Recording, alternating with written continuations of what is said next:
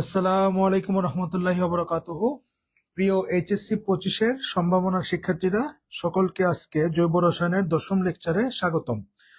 সকলে একটু কাইন্ডলি লাইভটা জয়েন করে ফেলেন। আমার সাউন্ডটা ক্লিয়ার শোনা যাচ্ছে কিনা এবং ক্যামেরা ঠিকঠাক দেখা যাচ্ছে কিনা একটু কাইন্ডলি বলবেন। আসসালামু আলাইকুম রহমতুল্লাহি ওয়া আশা করছি আমার সাউন্ড ক্লিয়ার শোনা যাচ্ছে। ওকে, ডান ডান। ওকে, আজকে আমাদের রসায়নের দ্বিতীয় 10ম লেকচার। আজকে আমাদের খুবই সুন্দর একটি ক্লাস হইতে যাইতেছে।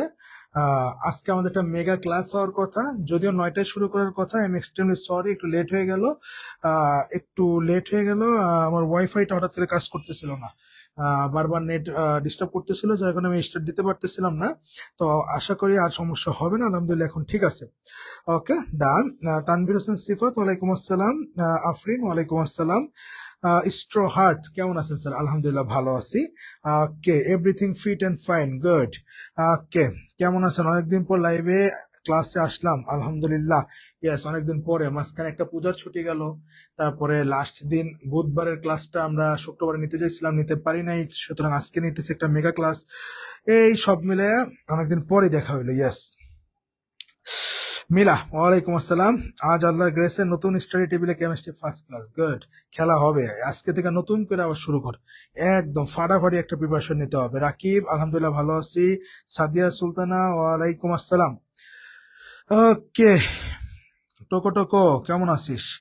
ঐশী, ওয়ালাইকুম আসসালাম। স্যার, এই চ্যাপ্টারে কি 12টা ক্লাসে শেষ হবে? আল্লাহ, জৈবযোগ্য 12টা ক্লাসে শেষ হবে? জৈবযোগ্য যে পড়াইতেছি অ্যাডমিশন পর্যন্ত কাজে দিবে এমন ভাবে পড়াইতেছি। হ্যাঁ, 12টা ক্লাস না স্যার, টোটাল 30টা ক্লাস লাগবে। টোটাল 30টা ক্লাস লাগবে। হয়তো 2-3টা কম লাগতে পারে বা 5টা কম লাগতে পারে, কিন্তু লাগবে। 10-12 ক্লাসে জৈবযোগ্য শেষ করা যায় না ভালো মতো পড়তে গেলে। তাহসিন খান, ওয়ালাইকুম আসসালাম। অথবা ওই লোড যদি দিতে যায়, আমি তো 3 ক্লাসও শেষ করি, যখন অ্যাডমিশনের ক্লাস নেই 2 ক্লাসও জৈব রসায়ন শেষ করি, কিন্তু ওই ক্লাস তো তোমাদের নিতে পারতেছে না, তোমাদের তো একদম শুরু থেকে শিশু হিসাবে গণ্য করতে হইতেছে। ওকে, ডান। জি, আমি সেই কবে থেকে বলছি 30টা ক্লাস লাগবে, একদম অ্যাডমিশন পর্যন্ত আর প্যারা থাকবে না। ওকে, ডান। দেখেন কেন লাগে, একটা ক্লাসও তো এমন না যে অদরকারি পড়া পড়াইতেছি। দেখেন, আপনারাই দেখবেন কেন লাগে 30টা ক্লাস। ওকে, আজকে আমরা মেইন জৈব রসায়নে পা দিতে যাইতেছি। এতদিন জৈব রসায়নে পা দিতে দেওয়ার আগের যে বিষয়গুলা সেটা শিখছি, এবং এই এতদিন যা পড়ছি সেখান থেকে নামকরণটা গুরুত্বপূর্ণ, তোমাকে যৌগগুলো চিনতে, এবং সব থেকে গুরুত্বপূর্ণ সমানতা, ওইখান থেকে সৃজনশীল আপনি পাবেনই। ঠিক আছে, সমানতার খুবই গুরুত্বপূর্ণ। সমানতা ইন ডিটেইলসে, একদম গাঠনিক সমানতা, জ্যামিতিক সমানতা, আলোক সমানতা, তিনটাই কিন্তু ডিটেইলসে ক্লিয়ার করছি, কোথাও গ্যাপ রাখি নাই। আজকে আমরা রাসায়নিক বিক্রিয়া, অ্যালকেন, অ্যালকিন, অ্যালকাইন যা আছে এদের নিয়ে এখন কাজ করব। এদের প্রস্তুতি, এদের বিক্রিয়া, আসল কাহিনীতে আমরা ঢুকতেছি। এই কাহিনীতে ঢোকার আগে আবার কাহিনী আছে। হ্যাঁ, এই যে এই সমস্যা আমার এই জায়গায়, আমি শর্টকাট পড়াই না, আমি বাদ দিয়ে পড়াইতে ভালো লাগে না, গ্যাপ রাখতে মন চায় না। আজকে দেখবেন ওয়াবিহা ইন্নাত ইনায়া, ওয়ালাইকুম আসসালাম। ওকে, তো এই বিক্রিয়াতে ঢোকার আগে কিছু কাজ আছে। আজকে আমরা কাহিনীর আগে কাহিনী দেখে নিই। এখন যেই টপিকগুলা পড়াবো শুরুতে, এই টপিকগুলা জৈব রসায়ন পুরাটার সব জায়গায় ব্যবহার হবে, সব বিক্রিয়ার বেসিক ক্লিয়ার করার জন্য, সব জায়গার মেকানিজম বোঝার জন্য এই টপিকগুলা কাজে দিবে। আমরা কয়েকটা জিনিস শিখবো: সুষম বিভাজন, বিষম বিভাজন, ফ্রি রেডিক্যাল, কার্বোক্যাটায়ন, কার্বো অ্যানায়ন, এই যে কিছু নাম বললাম না, নিউক্লিওফাইল, ইলেকট্রোফাইল। হ্যাঁ, এইগুলা কিন্তু তোমার মেইন ভালো মতো শিখতে হবে, কেননা তুমি দেখবা তোমার বইতে লেখা আছে নিউক্লিওফাইল সংযোজন বিক্রিয়া, তোমার তখন জৈব যৌগ দুনিয়ার খারাপ লাগে, কি মুখস্থ, ইলেকট্রোফাইল প্রতিস্থাপন বিক্রিয়া, নিউক্লিওফাইল এই বিক্রিয়া, আর কি এইসব মুখস্থ করে কেমন লাগে? জৈব রসায়ন মুখস্থ করা লাগবে না, আমি তো বলছি। দেখেন, এই ওই বিক্রিয়াগুলোর মানে বোঝার জন্য আসলে কি জিনিসটা, এই বিষয়গুলো ক্লিয়ার থাকা লাগবে। তাহলে প্রথমে আজকে আমরা যে টপিকটা শুরু করব, টপিকটার নাম হইল বন্ধন বিভাজন। টপিকটার নাম কি স্যার? টপিকটার নাম হইল বন্ধন বিভাজন।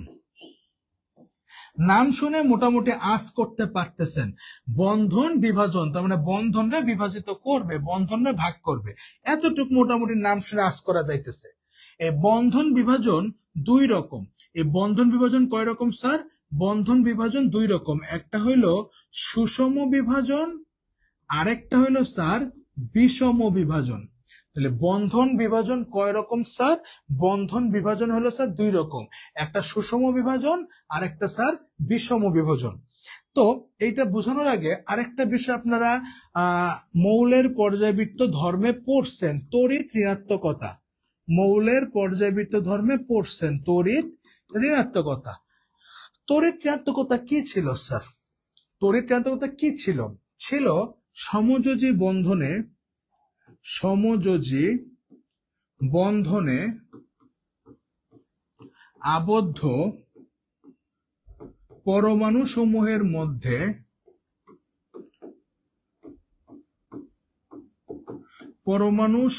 মধ্যে যে কোনো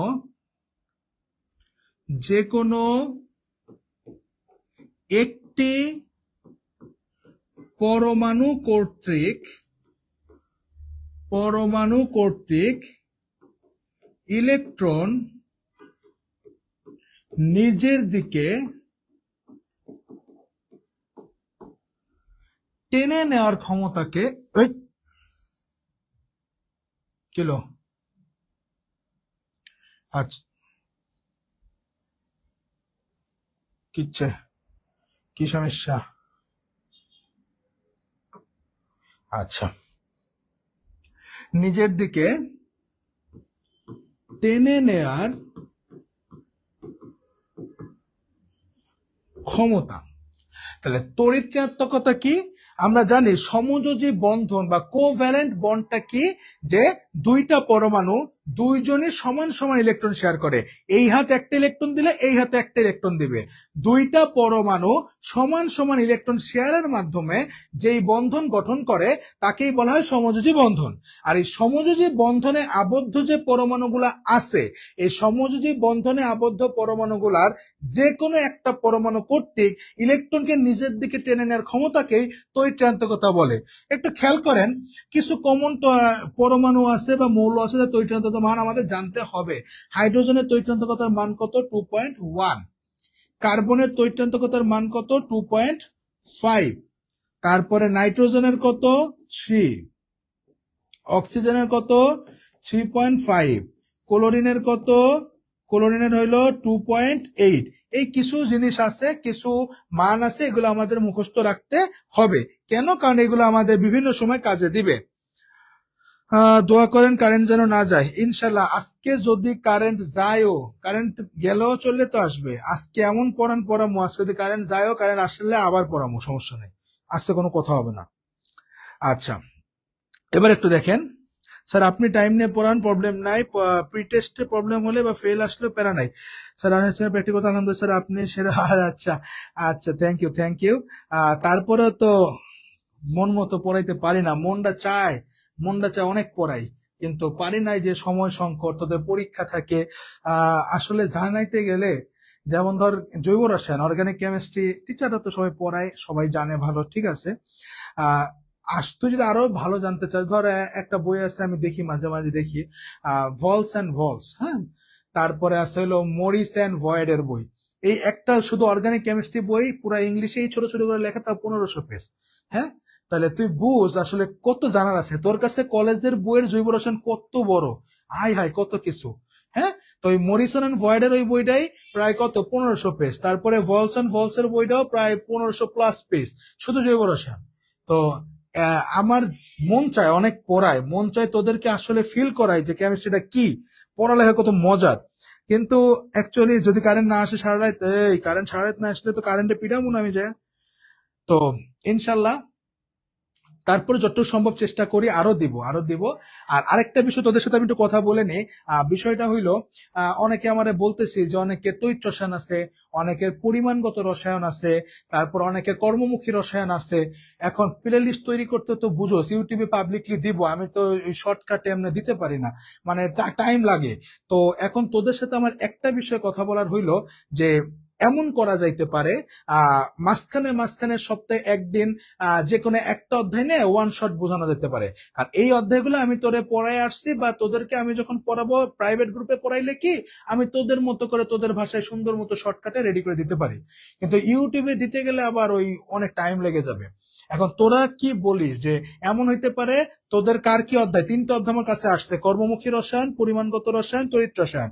এমন হইতে পারে ধর কারো কেমিস্ট্রি পরীক্ষা 22 তারিখ, 22 তারিখের ঠিক আগে আমাদের যে ক্লাসটা, অথবা তার আগে যে কোনো একদিন আমরা কি করতে পারি, ওই অধ্যায়ের একটা ওয়ান শট ক্লাস, যার যার পরীক্ষা আছে সবাই ওইটা ক্লাসটা করে নিবে, এইভাবে করে আমি করতে পারি।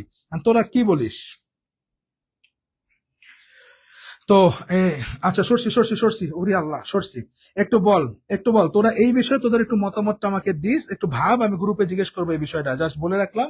এখন আসি এখানে, তো একটু খেয়াল কর, ধর HCl এখানে কি হয়, হাইড্রোজেনের শেষের একটা ইলেকট্রন ক্লোরিনের কি করে, ক্লোরিনের শেষে কয়টা ইলেকট্রন থাকে, 7টা, ওইখানে যে যুক্ত হয় সমযোজী বন্ধন করে, তাহলে হাইড্রোজেনেরও দ্বিত্বক পূরণ হয়, ক্লোরিনেরও অষ্টক পূরণ হয়, তাহলে বন্ধনটা হয় HCl এর মধ্যে হাইড্রোজেনের একটা ইলেকট্রন দিলাম গোল্লা, আর ক্লোরিনটা দিলাম ক্রস। এই হাইড্রোজেন এবং ক্লোরিন দুইজনে একটা একটা ইলেকট্রন শেয়ারের মাধ্যমে এখানে একটা বন্ধন গঠন করছে। একটু খেয়াল করেন, এইখানে হাইড্রোজেনের তড়িৎক্রান্তকতার মান কত, 2.1, হাইড্রোজেনের তড়িৎক্রান্তকতার মান 2.1, আর ক্লোরিনের তড়িৎক্রান্তকতার মান কত, 2.8। তাইলে তড়িৎক্রান্তকতার মান বেশি কার, তড়িৎক্রান্তকতার মান বেশি এই যে ক্লোরিনের না, এই ভদ্রলোকের না। সুতরাং সে কি করবে, সে ইলেকট্রনকে নিজের দিকে টান দেয়। সমযোজী বন্ধনে আবদ্ধ পরমাণু সমূহের মধ্যে যে কোনো একজন যার তড়িৎক্রান্ততা বেশি, সে কি করে, ইলেকট্রনকে নিজের দিকে টান দেয়। হ্যাঁ, তো নিজের দিকে যখন টান দিবে, টান দিলে কি হয়, হ্যাঁ টান দিলে কি হয়, যে ইলেকট্রনকে টান দেয় সে হয় আংশিক ঋণাত্মক। আমরা জানি ইলেকট্রন গ্রহণ করলে নেগেটিভ চার্জ হয়, আর যার কাছ থেকে ইলেকট্রন টান দেয়, যার কাছ থেকে ইলেকট্রন টান দেয় সে কি হয় স্যার, সে হয় আংশিক ধনাত্মক। হ্যাঁ, তাইলে এই যে সমযোজী বন্ধনে আবদ্ধ পরমাণু, এদের মধ্যে কি একটা বন্ড আছে, এই বন্ডে হাইড্রোজেনের একটা ইলেকট্রন আছে, ক্লোরিনের একটা ইলেকট্রন আছে, এই দুজনের ভিতরে ক্লোরিনের তড়িৎক্রান্তকতার মান বেশি, তাই সে কি করে, ইলেকট্রনকে নিজের দিকে টান দেয়, আর যে ইলেকট্রনকে নিজের দিকে টান দেয় সে হয় আংশিক ঋণাত্মক চার্জ, আর যার কাছে টান দেয় সে হয় আংশিক ধনাত্মক চার্জ।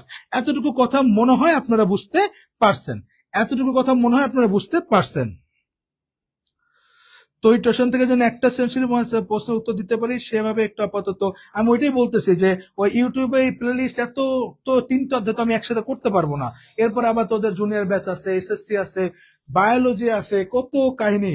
তো এই কারণে আমি চাইতেছি এমন করা যেতে পারে সপ্তাহে যে কোনো একটা ক্লাস তোদের অধ্যায়কে ইন্ডিকেট করে, টার্গেট করে একটা অধ্যায় অনশট নিয়ে নিব, এভাবে করে তোদের 3টা অধ্যায় আমি শেষ করে দিলাম, এমনি করা যাইতে পারে।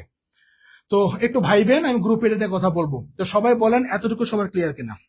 Afrin clear, Rakib clear, Arafat clear, মাশাআল্লাহ স্যার আমরা ওকে ডান, মোটামুটি অনেকের ক্লিয়ার। এবার আসি বন্ধন বিভাজন। প্রথমে আমরা একটু দেখব সুষম বিভাজন। প্রথমে কি দেখব স্যার? প্রথমে দেখব সুষম বিভাজন। নাম শুনেই বুঝতেছি সুষম মানে কি, সমান। সুষম মানে কি, সমান। সুষম বিভাজন হইল, দুইটা কথা মনে রাখবেন। সুষম বিভাজন মানে হইল তড়িৎ ঋণাত্মকতার পার্থক্য নাই, তড়িৎ ঋণাত্মকতার পার্থক্য নেই, তড়িৎ ঋণাত্মকতার পার্থক্য নেই। এবং 2 নাম্বার কথা হইল আপনাদের কি হয়, ফ্রি রেডিক্যাল বা মুক্তমূলক হয়। তাইলে সুষম বিভাজন কখন হবে? যখন দুইজনের ভিতর তড়িৎ ঋণাত্মকতার পার্থক্য থাকবে না, এবং এরা কি তৈরি করবে, ফ্রি রেডিক্যাল বা মুক্ত মূলক তৈরি করে। হ্যাঁ, ব্যতিক্রম আছে, তাপ দিয়ে আরো বিভিন্ন প্রভাব খাটায় ফ্রি রেডিক্যাল তৈরি করা যায়, আমরা ওটা পরে যাইতেছি, ওটা এক্সেপশনাল, ওটা আমরা পরে যাইতেছি। আপাতত বেসিক কথা হইলো সুষম বিভাজন কি সমান সমান বিভাজিত হবে, তো একজন কম একজন বেশি হলে কি বিভাজন সমান হবে না। তাহলে সুষম বিভাজন মানে তড়িৎচান্তকতা কোনো পার্থক্য থাকা যাবে না। যেমন ধরেন হাইড্রোজেন অণুর গঠন, হাইড্রোজেন এইচএইচ, হ্যাঁ কি সরি এইচএইচ। তো দেখেন এখানে হাইড্রোজেনের একটা ইলেকট্রন আছে, এখানে এই হাইড্রোজেনের একটা ইলেকট্রন আছে। তো খেয়াল করেন এই হাইড্রোজেনেরও তড়িৎচান্তকতার মান 2.1, এরও তড়িৎচান্তকতার মান 2.1। তাহলে দুইজনের কি তড়িৎচান্তকতার মান কিন্তু একই, সুতরাং এদের তড়িৎচান্তকতার পার্থক্য আছে কোনো না। তো যেহেতু দুইজনের তড়িৎচান্তকতার মান সমান, ইলেকট্রনকে কে টান দিবে? কারণ দুইজনের যেহেতু সমান, কোন দিকে টান দিতে পারবে? আংশিক ধনাত্মক ঋণাত্মক হবে না। তখন কি হয়, এখন যদি এই বন্ধনটা ভেঙে যায় তখন এই হাইড্রোজেন কি করে, তার এই ইলেকট্রনটা নিয়ে আলাদা হয়ে যায়, এই হাইড্রোজেনটা কি করে, তার ইলেকট্রনটা নিয়ে আলাদা হয়ে যায়। এটাকে বলা হয় সুষম বিভাজন। তাহলে সুষম বিভাজন মানে দুইজনের মধ্যে তড়িৎচান্তকতার পার্থক্য নাই, এবং এরা কি করে, এই যে এইটা হলো একটা মুক্তমূলক, এটা হলো একটা মুক্তমূলক, যেটা মুক্তমূলক তৈরি করে। হ্যাঁ দেখেন এখানে কিন্তু কোনো চার্জ সৃষ্টি হয় নাই, প্লাস মাইনাস সৃষ্টি হয় নাই। এর ইলেকট্রনটা আলাদা হয়ে গেছে, মুক্ত হয়ে গেছে, এর ইলেকট্রনটা আলাদা হয়ে গেছে, মুক্ত হয়ে গেছে। এটাকে বলা হয় কি, মুক্তমূলক বা ফ্রি রেডিকেল। আবার ধরেন ক্লোরিন অণু Cl2, ক্লোরিন ক্লোরিন, এই ক্লোরিন একটা ইলেকট্রন দিছে এই বন্ধনে, এই ক্লোরিন একটা ইলেকট্রন দিছে। তো এখন এরও তড়িৎচান্তকতার মান 2.8, এরও তড়িৎচান্তকতার মান 2.8। এখন যদি আমি এখান থেকে বন্ধনটাকে ভেঙে দিই তখন কি আমার কি হবে, দুইজনেই তো তড়িৎচান্তকতার মান সমান, সুতরাং কারোই ক্ষমতা নেই কারো দিকে টান দেওয়ার। সুতরাং মাঝ বরাবর ভেঙে গেলে কি হবে, এর ইলেকট্রন আলাদা হয়ে যাবে, এই ভদ্রলোক তার ইলেকট্রনটা নিয়ে আলাদা হয়ে যাবে। আর এটাকেই বলা হয় কি স্যার, মুক্তমূলক বা ফ্রি রেডিকেল। আশা করি বুঝতে পারছেন, আশা করি বুঝতে পারছেন। স্যার জৈব রসায়নে কয়টা ক্লাস লাগবে? আজকে তো আমাদের 10 নাম্বার ক্লাস চলে, অ্যাটলিস্ট ধরে রাখেন 25টা, মানে আরো 15টা ক্লাস, অ্যাটলিস্ট 25টা ধরে রাখেন। আমরা অনেক কিছু শিখবো জৈব রসায়ন, মানে এমন ভাবে শিখাবো, এই যে আজকে একটু পরে অ্যালকেন যখন প্রস্তুতি শিখাবো, আপনারা তো ছোটবেলায় মুখস্থ করছেন, মানে পড়তে পড়তে মুখস্থ করে ফেলছেন যে হাইড্রোজেন সংযোজন করতে হয় দুইটা, তাহলে অ্যালকিন থেকে অ্যালকেন হয় এমনি। আর আমার কাছে জৈব রসায়ন শেষ করার পর আপনার মুখস্থ করা লাগবে না, আপনি নিজে ক্যালকুলেশন করে করে করে সব জায়গায় মুভ করতে পারবেন, এমন ভাবে শিখাই দেবো। ঠিক আছে স্যার? রেডিকেল মানে কক্ষপথ না, না না না, কক্ষপথ তো অরবিট, কক্ষপথ তো অরবিট, হ্যাঁ কক্ষপথ তো orbit sir. Free radical, radical মানে কক্ষপথ না। আচ্ছা তাহলে সুষম বিভাজন আশা করি বুঝছি। এবার আসি বিষম বিভাজন। নাম শুনেই বুঝতেছেন সুষম বিভাজনে তড়িৎ-ঋণাত্মকতার পার্থক্য ছিল না, দুইজনেই তড়িৎ-ঋণাত্মকতার মান একই ছিল, যার কারণে সমানভাবে আলাদা হয়ে গেছে। আর বিষম বিভাজন নাম শুনেই বুঝতেছেন। এবার কি হবে, এবার তড়িৎ-ঋণাত্মকতার পার্থক্য থাকবে, তড়িৎ-ঋণাত্মকতার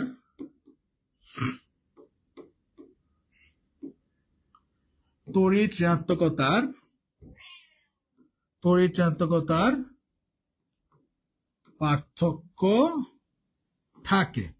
হ্যাঁ তড়িৎ কি থাকে, পার্থক্য থাকে, এবং এখানে কি হয়, চার্জ সৃষ্টি হয়। হ্যাঁ ধনাত্মক ঋণাত্মক প্রান্ত সৃষ্টি হয়, হ্যাঁ চার্জ সৃষ্টি হয়। যেমন ওই যে HCl উদাহরণ দিতে পারি, যেমন HCl, এখানে হাইড্রোজেনের একটা ইলেকট্রন আছে, ক্লোরিনের একটা ইলেকট্রন আছে। হাইড্রোজেনের তড়িৎ-ঋণাত্মকতার মান 2.1, ক্লোরিনের হলো 2.8। এখন যেহেতু তড়িৎ-ঋণাত্মকতার মান বেশি, তার মানে সেই ইলেকট্রনকে নিজের দিকে টেনে নিবে, তখন ক্লোরিনটা কি হয়, আংশিক ঋণাত্মক, আর হাইড্রোজেনটা কি হয়, আংশিক ধনাত্মক। কি হয়, আংশিক ধনাত্মক। সুতরাং এটাই হলো কি স্যার, বিষম বিভাজন। দেখেন বুঝছেন কিনা, ক্লিয়ার? ওকে ডান, ওকে আশা করি বুঝতে পারছেন। সিফাত তুই তো 26 ব্যাচ, তোর প্যারা কি, তোর তো আরো জোশ হইতেছে। হ্যাঁ তোর তো জৈব রসায়নের প্যারা শেষ হয়ে যাইতেছে, এই নোটটা খালি কাছে রাখবে, আর কিচ্ছু লাগবে না ইনশাল্লাহ। ওকে ডান। আর একটা উদাহরণ হতে পারে, ধরেন কার্বন আর ধরেন ক্লোরিন, কার্বন আর ক্লোরিন। কার্বন কত ছিল, কার্বন কত ছিল দেখেন তো, কত ছিল লিখে দিয়েছিলাম 2.5, আর ক্লোরিন কত 2.8, ক্লোরিন কত 2.8। তো কার্বন হলো 2.5 আর ক্লোরিন হলো স্যার 2.8। তাহলে তৈতন্ত পার্থক্য বেশি কার, তৈতন্ত বেশি কার, ক্লোরিনের। সেই ইলেকট্রনকে কি করবে, নিজের দিকে টেনে নিবে। তাহলে নিলে তখন এখানে আংশিক ধনাত্মক প্রান্ত হবে কার্বনে, আর ক্লোরিনে কি হবে, ক্লোরিনের আংশিক ঋণাত্মক প্রান্ত হবে, তাই না? তাহলে এখানে বিভাজনটাকে বিষম হয়েছে না সমান সমান ভাগ হয়েছে না? যার পাওয়ার বেশি সে তার ইলেকট্রন তার দিকে কি করছে, টেনে নিছে, আর যার পাওয়ার কম সে কি করছে, ইলেকট্রনকে ছেড়ে দিছে। এই কারণে যার ছাড়ে সে হলো আংশিক ধনাত্মক, আর যে ইলেকট্রনকে টেনে নেয় সে আংশিক ঋণাত্মক হয়। আশা করি বিষম বিভাজন বুঝাইতে পারছি। বিড়াল আপনাকে ডাকতেছে আর কইস না, মানে ওরা জোর করে বাইর করে দিছে, গেটের কাছে বইসাই মনে করে এই আমি যতক্ষণ পড়াবো 3 ঘন্টায় ডাকবো, মানে এত বড় ঘাটতারা হইছে। ওরে যতক্ষণ না নেমো ডাকতেই থাকবো, এই হলো অবস্থা। ওকে, সবাই বুঝছি, ডান। এবার আরেকটা বিষয় পড়তে হবে, অ্যালকাইল গ্রুপ মনে আছে কিনা, আমি পড়াইছিলাম আগে। এই কথাগুলো কেন বলতেছি জানেন? আমি যদি সরাসরি এখন বিক্রিয়া পড়ানো শুরু করতাম, মেইন জায়গায় ঢুকে যাইতাম, তাহলে হয়তো কি তখন আপনার কাছে এই কথাগুলো অদ্ভুত লাগতো। তখন ওইখানে ওইগুলা রিয়াকশনের মাঝখানে আবার এইগুলা বুঝাইতে গেলে আপনার কাছে প্যাস খাইতো। তো যেহেতু এই বিষয়গুলাই ঘুরে ফিরে সব জায়গায় আছে, এদেরকে আমি আলাদা পার্টিশন দিয়ে আলাদা করে পড়ায় নিতেছি। অ্যালকাইল গ্রুপ তো আপনারা সবাই চিনেন, যে অ্যালকেন যে ভদ্রলোক আছে, অ্যালকেন ভদ্রলোকের থেকে একটা হাইড্রোজেন সরে গেলে যেই গ্রুপ হয় সেটাই হইলো অ্যালকাইল গ্রুপ, তাই না? সবাই জানি না? জানি। অ্যালকাইল গ্রুপকে প্রকাশ করে আমরা জানি আর দিয়ে, তাই না? কি দিয়ে প্রকাশ করা হয়? আর দিয়ে প্রকাশ করা হয়, তাই না? এটাও আমরা জানি। এখন যে বিষয়টা সবচেয়ে গুরুত্বপূর্ণ মাথায় রাখতে হবে, অ্যালকাইল গ্রুপ হইলো ইলেকট্রন দাতা, এই জিনিসটা মাথায় রাখতে হবে। অ্যালকাইল গ্রুপ কি স্যার? চুপ, ম্যাও ম্যাও করতেই আছে। আচ্ছা, অ্যালকাইল গ্রুপ কি? অ্যালকাইল গ্রুপটা হলো স্যার ইলেকট্রন দাতা গ্রুপ, এই ওয়ার্ডটা মাথায় রাখতে হবে, তাইলে আপনার বিষয়গুলো বুঝতে আরো সুবিধা হবে। তাহলে অ্যালকাইল গ্রুপ হলো ইলেকট্রন দাতা। যেমন ধরেন CH4 হইলো মিথেন, ওইখান থেকে একটা হাইড্রোজেন চলে গেলে CH3 হইলো মিথাইল মূলক, তাই না? এই CH3টা কি স্যার? CH3টা হইলো CH4 হলো মিথেন, ওইখান থেকে একটা হাইড্রোজেন চলে গেছে, CH3টা হলো মিথাইল মূলক। একটু খেয়াল করেন, কার্বনের তৈরান্তকতার মান 2.5 আর হাইড্রোজেনের তৈরান্তকতার মান 2.1। তাহলে এই কার্বন এবং হাইড্রোজেনের মধ্যে তৈরান্তকতা বেশি কার্বনের, তাহলে এখান থেকে ইলেকট্রন সে নিজের দিকে টেনে নেয়, নিলে এই হাইড্রোজেনটা হয় আংশিক ধনাত্মক আর এই কার্বনটা হয় আংশিক ঋণাত্মক। আবার এই কার্বন এবং এই হাইড্রোজেনের মধ্যে এই কি করবে, হাইড্রোজেন থেকে ইলেকট্রন নিজের দিকে টান দিবে, দিলে এই হাইড্রোজেন হবে আংশিক ধনাত্মক আর কার্বনটা হবে আরেকটা মাইনাস যুক্ত হবে।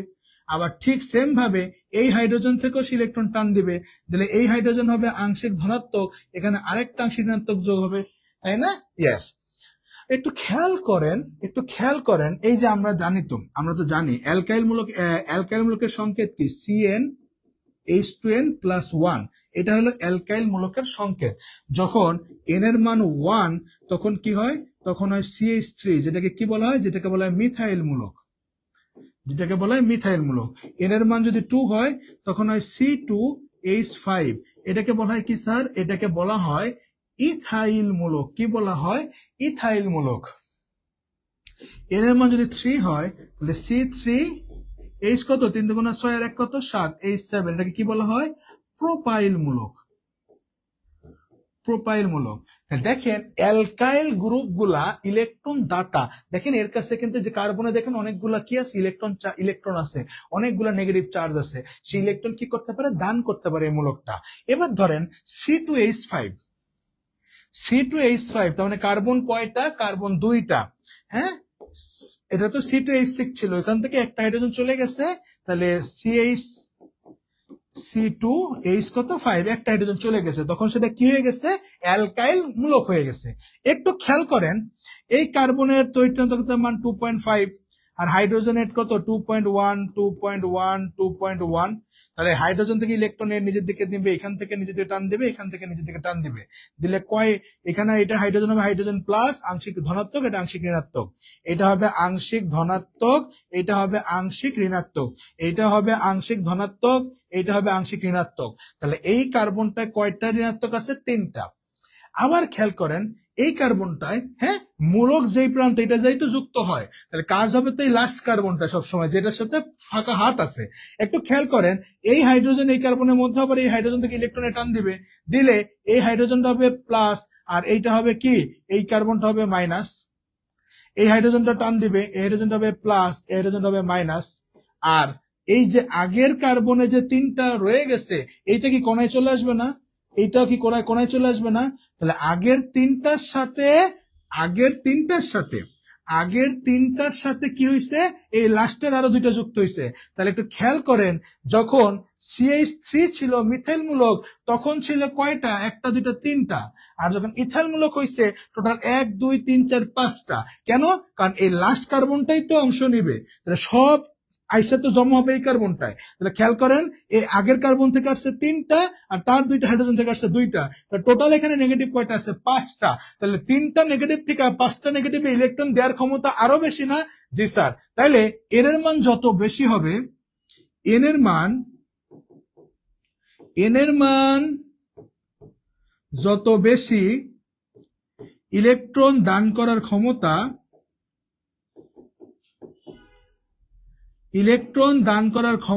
তত কি স্যার? ইলেকট্রন দান করার ক্ষমতা তত বেশি। দেখেন বুঝছেন কিনা, সবাই একটু বলবেন বুঝছেন কিনা, সবাই একটু বলবেন বুঝছেন কিনা। আচ্ছা, সামারি বাকি একটু বলেন, বাকিরাও একটু বলেন, সবাই একটু বলবেন বুঝছেন কিনা। তাহলে প্রোপাইল হইলে যদি আরেকটা কার্বন বাড়তো তাহলে কি আরো বেশি মাইনাস যুক্ত হইতো, তখন 7টা হয়ে যাইতো, তাহলে তখন সে আরো বেশি ইলেকট্রন দান করতে পারতো। সামারি করলে ভালো হবে। ওকে ওকে, ডান। একটু খেয়াল করেন, আমি আবার সামারি করি। অ্যালকাইল মূলক বা অ্যালকাইল গ্রুপ আমরা অনেক আগে থেকেই পড়তেছি। অ্যালকেন থেকে একটা হাইড্রোজেন চলে গেলে সেটা যেই মূলকটা হয়, যে গ্রুপটা হয়, সেটা হলো অ্যালকাইল গ্রুপ। এদেরকে 8 দ্বারা প্রকাশ করা হয়। এদের সাধারণ সংকেত CnH10+1। যখন এন এর মান 1 অর্থাৎ কার্বন একটা, তখন সে মিথাইল। যখন এন এর মান 2 অর্থাৎ কার্বন দুইটা, তখন সে ইথাইল। যখন এন এর মান 3 কার্বন তিনটা, তখন সে প্রোপাইল। এভাবে করে যায়, বিউটাইল, পেন্টাইল, হেক্সাইল, এপ্রাইল, এভাবে যায়। আচ্ছা, মাথায় রাখতে হবে যে এই কথাটা এখন বলছি, এই অ্যালকাইল গ্রুপগুলো হলো ইলেকট্রন দাতা। অ্যালকাইল গ্রুপগুলো কি স্যার? অ্যালকাইল গ্রুপগুলো হলো স্যার ইলেকট্রন দাতা, সে ইলেকট্রন দান করে। একটু খেয়াল করেন, আমি যখন মিথাইল মূলক আসছি, মিথাইল মূলক মানে কি? CH3। তাহলে যে CH3 আঁকলাম, কার্বন এবং হাইড্রোজেনের ভিতর কার্বনের তড়িৎচুম্বকতার মান বেশি, তাহলে সে ইলেকট্রনকে নিজের দিকে টান দিবে। দিলে এই কার্বন এবং এই হাইড্রোজেনের মধ্যে ইলেকট্রন যখন কার্বন নিজের দিকে টান দিবে, তখন সে আংশিক ঋণাত্মক হবে, এটা আংশিক ধনাত্মক হবে। সেম ভাবে এই হাইড্রোজেন থেকে টান দিবে, আরেকটা মাইনাস হবে। এই হাইড্রোজেন থেকে টান দিবে, আরেকটা মাইনাস হবে। তাহলে এখানে কয়টা আছে? 3টা। এখানে কয়টা মাইনাস আছে ধরলাম? এখানে দেখেন 3টা মাইনাস আছে। এবার দেখেন, আপনি C2H5 ইথাইলের কাছে যান, দেখেন এই কার্বন এই 3টা হাইড্রোজেন থেকে টান দিবে 3টা, আর এই কার্বন দিবে 2টা। তো টোটাল কয়টা? 5টা। টোটাল এই কার্বনের এই প্রান্তটায় কয়টা চার্জ আছে? এবার দেখেন 5টা। তাহলে কি আমার ওইটার থেকে এটার ইলেকট্রন দান করার ক্ষমতা আরো বাড়ছে না? যে 3টা কার্বন হইতো, আরো অ্যাড হইতো, তখন আরো মাইনাস বাইরে যেত, তখন ইলেকট্রন দেওয়ার ক্ষমতা আরো বেড়ে যেত। তার মানে কার্বন সংখ্যা যত বেশি, অর্থাৎ এন এর মান যত বেশি, ইলেকট্রন দেওয়ার ক্ষমতাও তত বেশি। আশা করি বুঝতে পারছি। সামারি করার পর আশা করি বুঝতে পারছেন।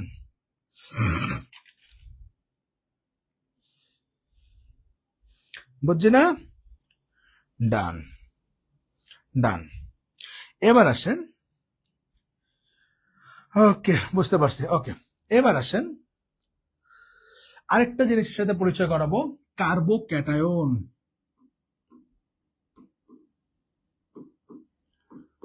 কার্বোক্যাটায়ন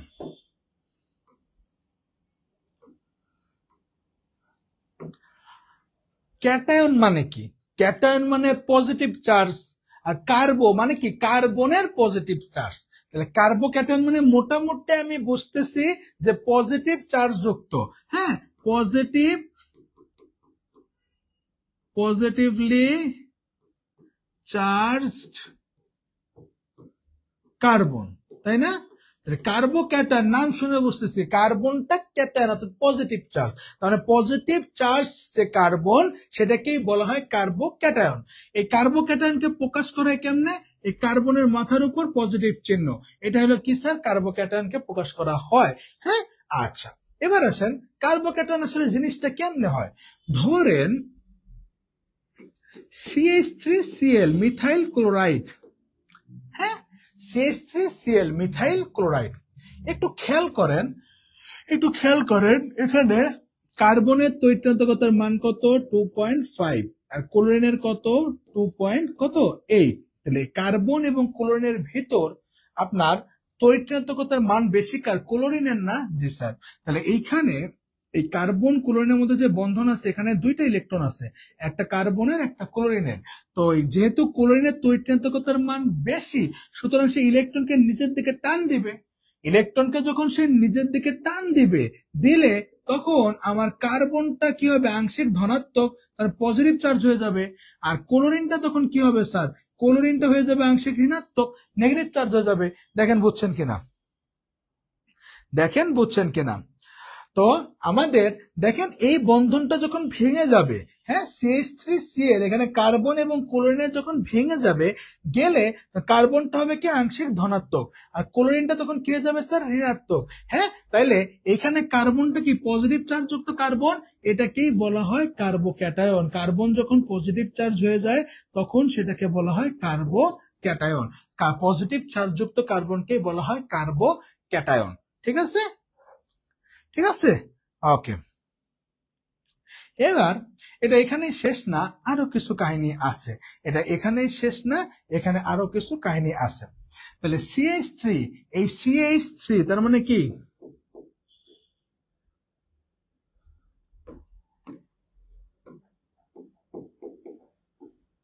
CH3 এটা কি, এটা মিথাইল মূলক না? আর মিথাইল কার্বনের উপর পজিটিভ চার্জ আছে, এটা হলো মিথাইল কার্বোক্যাটায়ন। এটা কি স্যার, এটা হলো মিথাইল কার্বোক্যাটায়ন। তারপরে আসেন এখান থেকে, আচ্ছা এটা একটু ডান থেকে লেখা শুরু করে, এইভাবে লিখি, আমি একটু লিখে নিই। CH3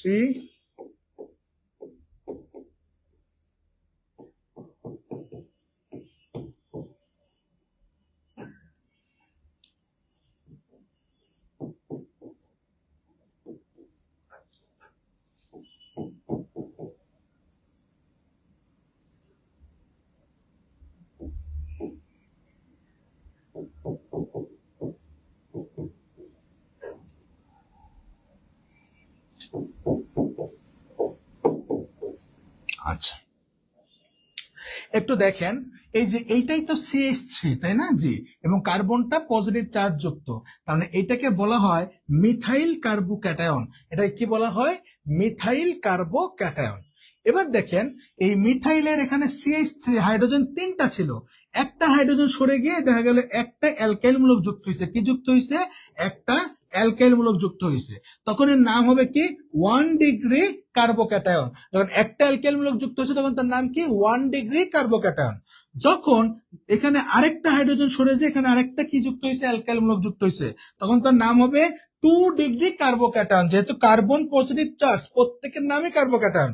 প্রথমটা মিথাইল কার্বোক্যাটায়ন, তখন একটা অ্যালকাইল মূলক যুক্ত হয়েছে 1 ডিগ্রি কার্বোক্যাটায়ন, তখন দুইটা যুক্ত হয়েছে 2 ডিগ্রি কার্বোক্যাটায়ন, যখন তিনটা যুক্ত হয়েছে, এখানে কয়টা অ্যালকাইল মূলক যুক্ত হয়েছে, 3টা, সুতরাং এটা হবে 3 ডিগ্রি কার্বোক্যাটায়ন। এখানে দেখেন হাইড্রোজেন নাই, 3টা হাইড্রোজেন ছিল শুরুতে, 3টাই প্রতিস্থাপিত হয়ে 3টা কি যুক্ত হয়েছে, অ্যালকাইল মূলক।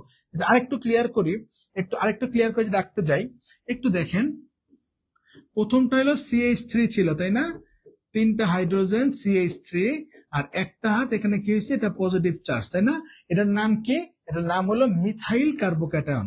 এটার নাম কি, এটার নাম হইলো মিথাইল কার্বোক্যাটায়ন। তারপরে কি হয়েছে, তারপরে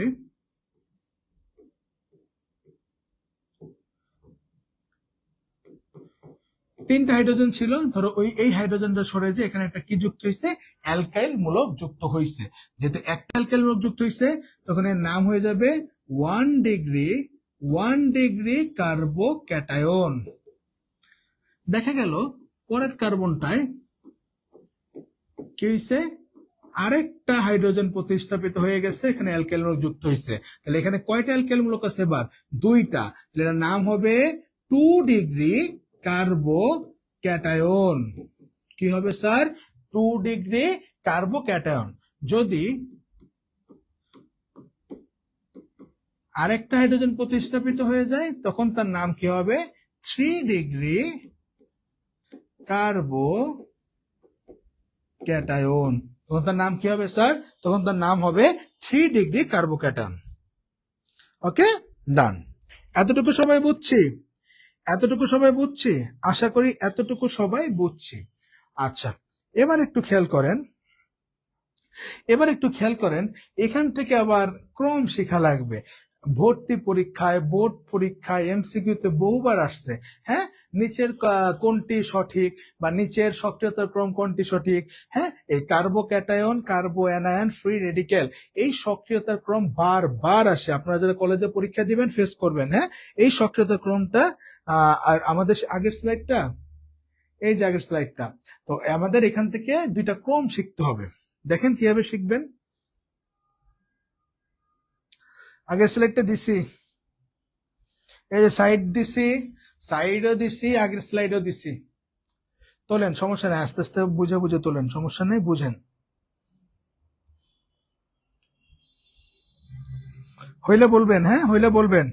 মিলা, রাকিব, হইলে বলবেন।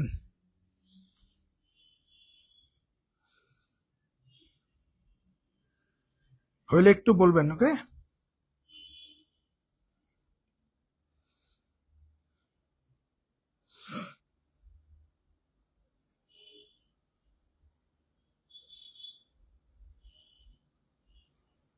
নেক্সট স্লাইড, ওকে, এই যে নেক্সট স্লাইড, ওকে। সবাই একটু মনে রাখবেন, এই যে এখন আমি যে জিনিসগুলো পড়াইতেছি, এদের সক্রিয়তার ক্রমটা এবং স্থিতিশীলতার ক্রমটা আমাদের পরীক্ষায় বারবার আসে। পরীক্ষার জন্য আমাদের খুবই গুরুত্বপূর্ণ সক্রিয়তার ক্রম আর স্থিতিশীলতার ক্রম। মনে রাখবেন, সক্রিয়তা আর স্থিতিশীলতার কি বিপরীত না? যে বেশি সক্রিয় সে কম স্থিতিশীল, আর যে কম সক্রিয় সে বেশি স্থিতিশীল। আমি যদি খুব এক্সাইটেড হয়ে যাই, তার মানে আমি কি স্থিতিশীল, স্টেবল নাকি স্টেবল না? স্টেবল না। আমি যত বেশি এক্সাইটেড তত কম স্থিতিশীল, তত কম স্টেবল। আর আমি যত কম এক্সাইটেড তত বেশি কি স্টেবল, তত বেশি স্থিতিশীল। তাহলে সক্রিয়তা স্থিতিশীলতা কি দুইজনের উল্টা, সক্রিয়তা স্থিতিশীলতার বিপরীত। তাহলে প্রথমে আসি সক্রিয়তার ক্রম দেখব। প্রথমে আমি কি দেখব? প্রথমে আমি একটু সক্রিয়তার ক্রম দেখব। আমাদের সক্রিয়তার ক্রম আর স্থিতিশীলতার ক্রমটা শেখা লাগবে।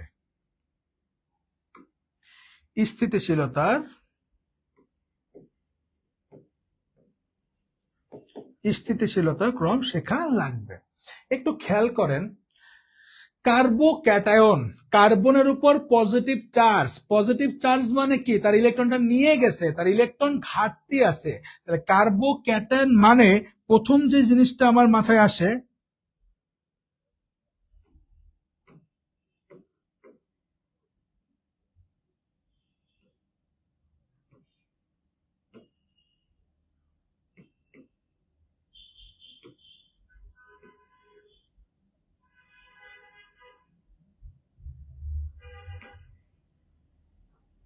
এমন আসতেছে কেন? আপডেট নিল নাকি?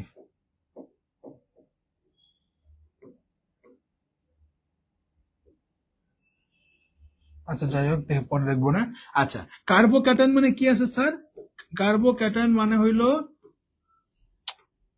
না কি অবস্থা, কার্বো ক্যাটায়ন মানে হলো ইলেকট্রন ঘাটতি আছে। কি আছে স্যার? কার্বো ক্যাটায়ন মানে হলো ইলেকট্রন ঘাটতি।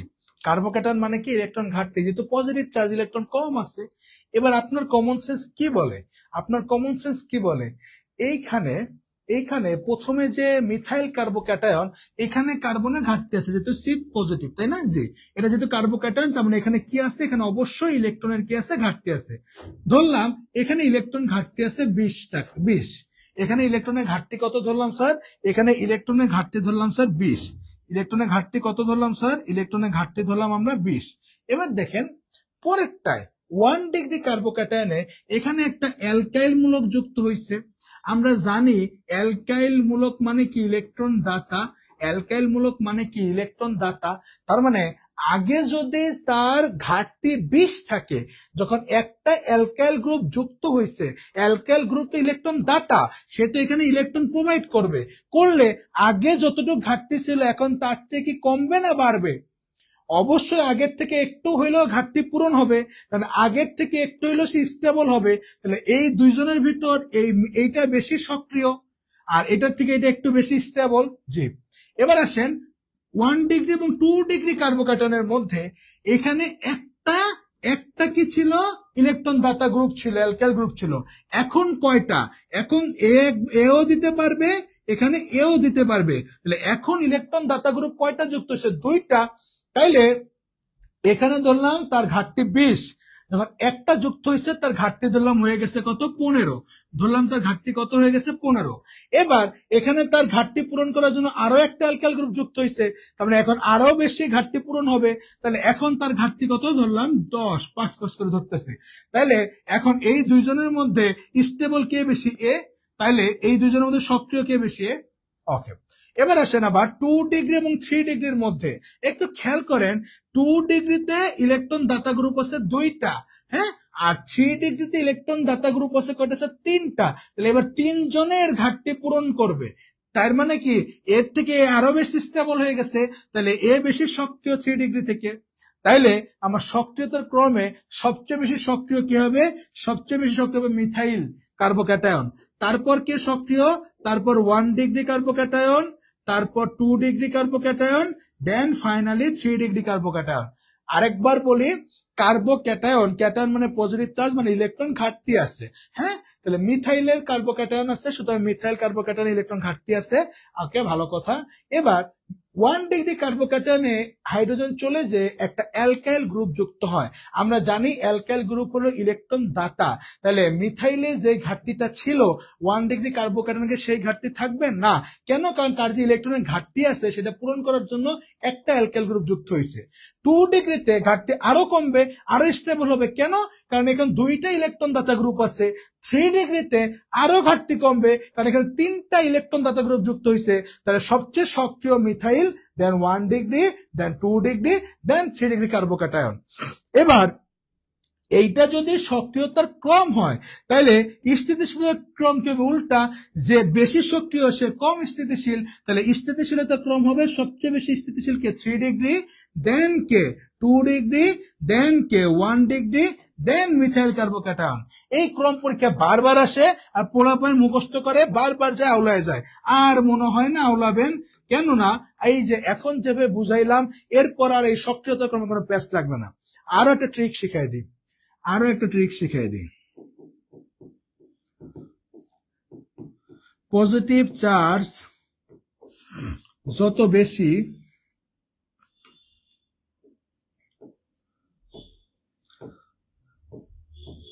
তত বেশি সক্রিয়। শেষ। এক লাইন মনে রাখবেন, সব পানি পানি, হ্যাঁ। পজিটিভ চার্জ যত বেশি তত বেশি সক্রিয়। এখানে পজিটিভ চার্জ সবচেয়ে বেশি, এখানে ইলেকট্রন ঘাটতি সবচেয়ে বেশি, সুতরাং এ সবচেয়ে বেশি সক্রিয়।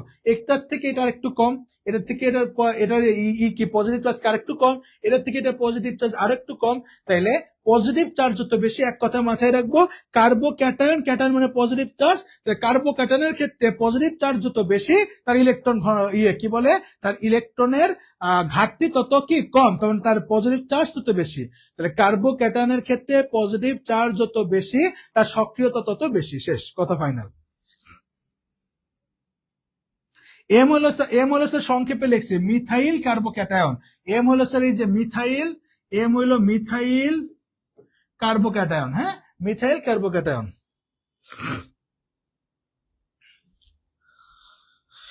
সবাই এবার বলেন এই জিনিসটা বুঝছেন কিনা, এটা খুবই গুরুত্বপূর্ণ, হ্যাঁ। আপনি বোর্ড পরীক্ষার ভর্তি পরীক্ষা প্রশ্ন খুললেই দেখবেন ঘুরা ফিরা এগুলো আসছে।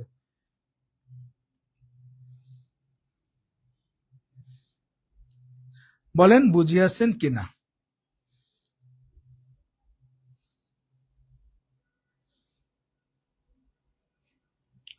সবাই একটু বলেন, একটু প্লিজ বলেন বুঝছেন কিনা, কারণ এটা গুরুত্বপূর্ণ, হ্যাঁ, এটা বুঝতে হবে।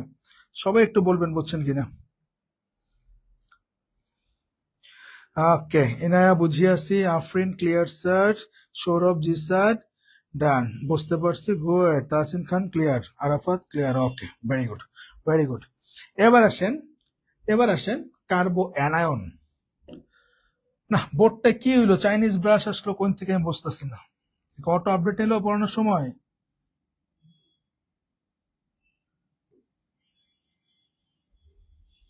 কি এমন তো ছিল না সেটিং, কেমন জানি লেখাগুলো ল্যাপটাই যেতেছে।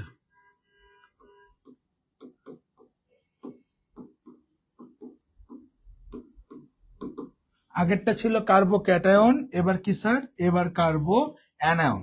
এবার আমরা কি পড়বো, এবার আমরা পড়বো কার্বো অ্যানায়ন। কি পড়বো, কার্বো অ্যানায়ন। নাম শুনে বুঝতেছেন, কার্বো অ্যানায়ন নাম শুনে বুঝতেছেন। এবার কি হবে, নেগেটিভলি চার্জড কার্বন। এবার কি হবে, এবার হবে নেগেটিভলি বানানটা না ভুল হইলে ক্ষমা সুন্দর দৃষ্টিতে দেখেন, নেগেটিভলি চার্জড কার্বন, তাই না? জি, নেগেটিভলি চার্জড কার্বন। তাহলে এখানে কার্বনের চার্জটা কি হবে, এখানে কার্বনের চার্জটা হবে কি নেগেটিভ।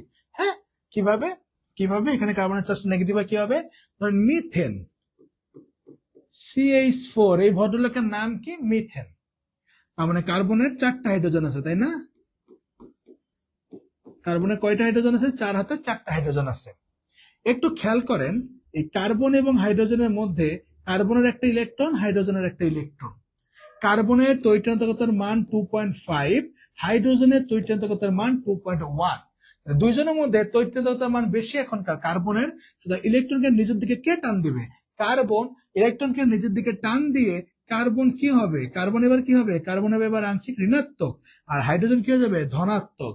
হাইড্রোজেন কি হয়ে যাবে, ধনাত্মক। তাহলে এই যে ঋণাত্মক চার্জযুক্ত যে কার্বন, এটাকেই বলা হয় কার্বো অ্যানায়ন। এটাকে কি বলা হয় স্যার, এটাকেই বলা হয় কার্বো অ্যানায়ন।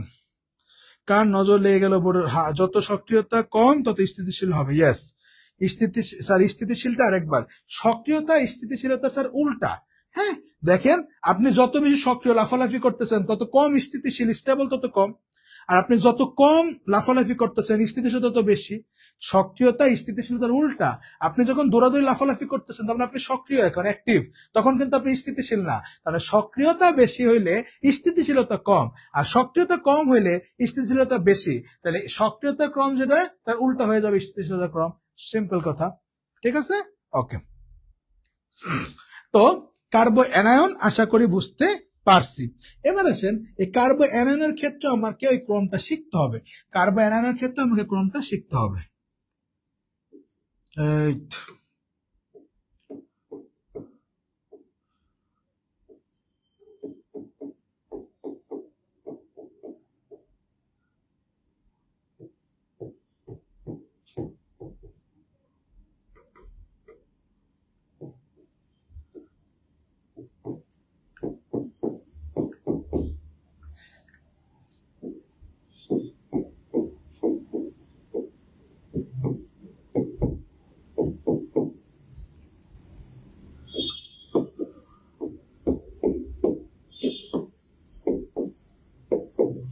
একটু লক্ষ্য করেন, এটা CH3 কার্বনটা মাইনাস, তার মানে মিথাইল কার্বো অ্যানায়ন। তাহলে এটার নাম কি, এটার নাম হলো মিথাইল কার্বো অ্যানায়ন। এটা হলো মিথাইল কার্বো অ্যানায়ন। এবার আসেন, এখানে একটা হাইড্রোজেন চলে যায়, এখানে একটা অ্যালকাইল গ্রুপ যুক্ত হয়েছে, তাহলে এটা কি হবে, এটা হবে 1 ডিগ্রি কার্বো অ্যানায়ন। এটা কি হবে, এখানে দুইটা অ্যালকাইল মূলক যুক্ত হয়েছে, তাহলে এটা হবে 2 ডিগ্রি কার্বো অ্যানায়ন। এটা কি হবে, এটা হবে 3 ডিগ্রি কার্বো অ্যানায়ন। এতটুকু সবাই বুঝছে। এবার আসেন, এইটারও আমার সক্রিয়তার ক্রম এবং স্থিতিশীলতার ক্রমটা জানা লাগবে। এটার ক্ষেত্রে আমার সক্রিয়তার ক্রম এবং স্থিতিশীলতার ক্রমটা জানা লাগবে। কালিটা ল্যাপটায় যাইতেছে, বুঝলাম না কিছু।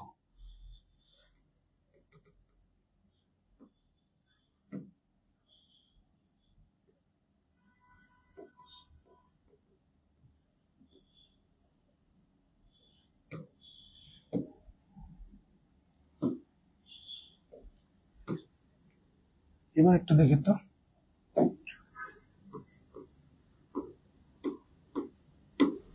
তাও একটু হয়েছে, সক্রিয়তা স্থিতিশীলতা। একটু লক্ষ্য করেন, টাকা না থাকলেও সমস্যা, তখন টাকার জন্য একটা প্যারা, টাকা না থাকলে যেমন আপনি সমস্যা ফেস করবেন, টাকা বেশি থাকলেও সমস্যা ফেস করবেন। একটা অপটিমাম লেভেল আছে, সবকিছুর একটা অপটিমাম স্টেট আছে, একটা অপটিমাম লেভেল আছে। হ্যাঁ, যার অনেক টাকা তার আরো টাকা দরকার, আরো বেশি ছুটে।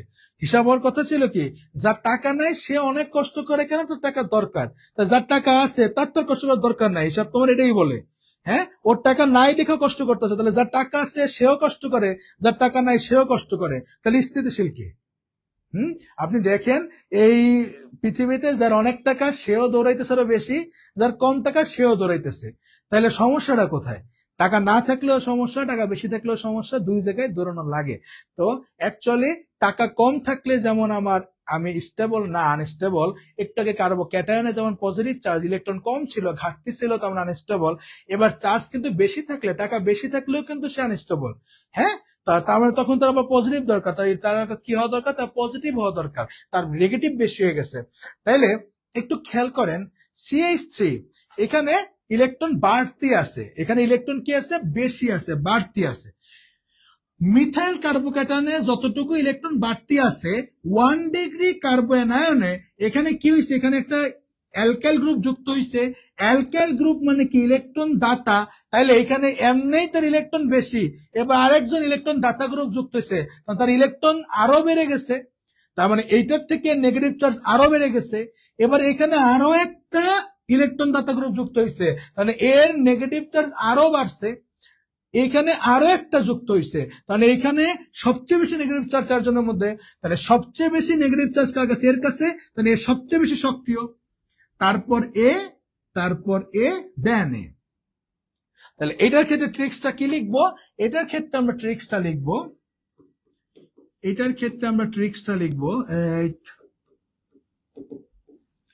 কার্বোক্যাটায়ন, ক্যাটায়ন মানে পজিটিভ, পজিটিভের ক্ষেত্রে মাথায় রাখবেন পজিটিভ যত বেশি তত সক্রিয়। আর কার্বো অ্যানায়ন, অ্যানায়ন মানে নেগেটিভ, নেগেটিভের ক্ষেত্রে মাথায় রাখবেন নেগেটিভ যত বেশি তত সক্রিয়। নেগেটিভ যত বেশি, নেগেটিভ চার্জ যত বেশি তত বেশি সক্রিয়। নেগেটিভ চার্জ যত বেশি তত সক্রিয়। তাহলে এইটার থেকে এখানে যদি ইলেকট্রন দাতা গ্রুপ যুক্ত হয়েছে, ইলেকট্রন দিলে আরো নেগেটিভ চার্জ বাড়বে, এখান থেকে এখানে নেগেটিভ চার্জ আরো বাড়বে, এইখানে নেগেটিভ চার্জ সবচেয়ে বেশি, তাহলে সবচেয়ে সক্রিয় কে, যার নেগেটিভ চার্জ সবচেয়ে বেশি সক্রিয়, সবচেয়ে বেশি সক্রিয় এবার কে, সবচেয়ে বেশি সক্রিয় এবার 3 ডিগ্রি, তারপর কে 2 ডিগ্রি, তারপর কে 1 ডিগ্রি, দেন কে মিথাইল কার্বোঅ্যানায়ন। আর স্থিতিশীলতা কি উল্টা, তাহলে স্থিতিশীল সবচেয়ে বেশি কে, মিথাইল কার্বোঅ্যানায়ন, দেন 1 ডিগ্রি, দেন 2 ডিগ্রি, দেন 3 ডিগ্রি। আশা করি বুঝতে পারিয়াছেন। দেখেন বুঝছেন কিনা। যে লাফায় বেশি সে কাজের বেলায় ঘোড়ার ডিম, তাই না? ইয়েস। বলেন বুঝছেন কিনা, বলেন বুঝেছেন কিনা, বলেন।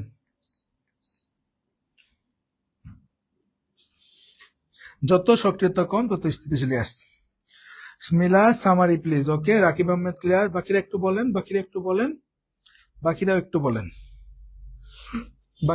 বলবেন,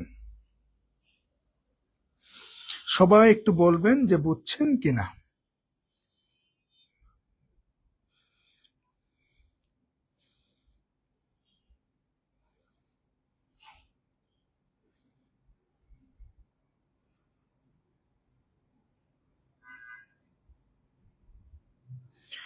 স্যার আগের স্লাইডটা দেন, দিছি ফুললি ক্লিয়ার স্যার। গুড। আচ্ছা, একটু সবাই খেয়াল করেন, যারা বলছেন আরেকবার একটু খেয়াল করেন। কার্বো অ্যানায়ন মানে কার্বন মাইনাস, কার্বোক্যাটায়ন হলো কার্বন প্লাস, আর অ্যানায়ন মানে কি নেগেটিভ, তাহলে কার্বন নেগেটিভ। হ্যাঁ, যেমন এখানে CH4 এর কার্বন হাইড্রোজেনের মধ্যে কার্বনের তৈরিতা বেশি, তাই সে কি হয়েছে, ইলেকট্রনকে নিজে থেকে টান দিছে, সে মাইনাস হয়ে গেছে, এটা প্লাস হয়ে গেছে। এবার আসে সক্রিয়তার ক্রম। মনে রাখবেন, হ্যাঁ, আমি যে উদাহরণটা দিলাম, টাকা যার নাই তার প্রচুর পরিশ্রম করা লাগে, টাকা কামাইতে হবে, সংসার চালাইতে হবে, কত প্যারা, তা সে খুবই সক্রিয়। আবার টাকা যার বেশি আছে সে কি বসে থাকে? দেখেন যারা বড় বড় টপ লিস্টে আছে তারা কেউ বসে বসে খাইতেছে, তারা আরো বেশি কাজ করতেছে, বেশি পরিশ্রম করতেছে। তাহলে টাকা কম থাকলেও সমস্যা, টাকা বেশি থাকলেও সমস্যা। তাহলে কার্বোক্যাটায়নও যেমন সমস্যা, হ্যাঁ, পজিটিভ চার্জ এখানে বেশি, সেম ভাবে নেগেটিভ চার্জেও কিন্তু সমস্যা। হ্যাঁ, তো একটু খেয়াল করেন, মিথাইল কার্বো অ্যানায়নে নেগেটিভ চার্জ আছে আছে 1 ডিগ্রি মিথাইল কার্বো অ্যানায়নে এখানে একটা অ্যালকাইল গ্রুপ যুক্ত হয়েছে। অ্যালকাইল গ্রুপ যখন যুক্ত হয়েছে, অ্যালকাইল গ্রুপ মানে কি ইলেকট্রন দাতা, তার মানে সে এখানে ইলেকট্রন দিলে আরো নেগেটিভ বেড়ে যাবে।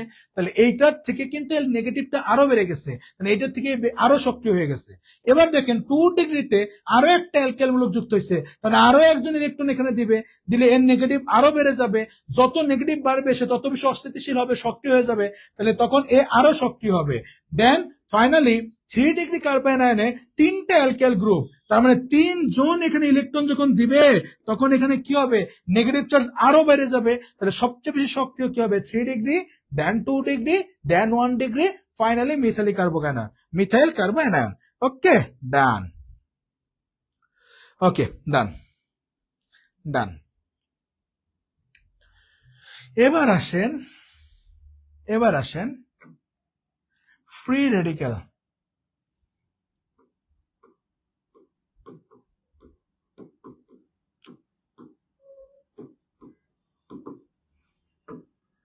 ফ্রি রেডিক্যাল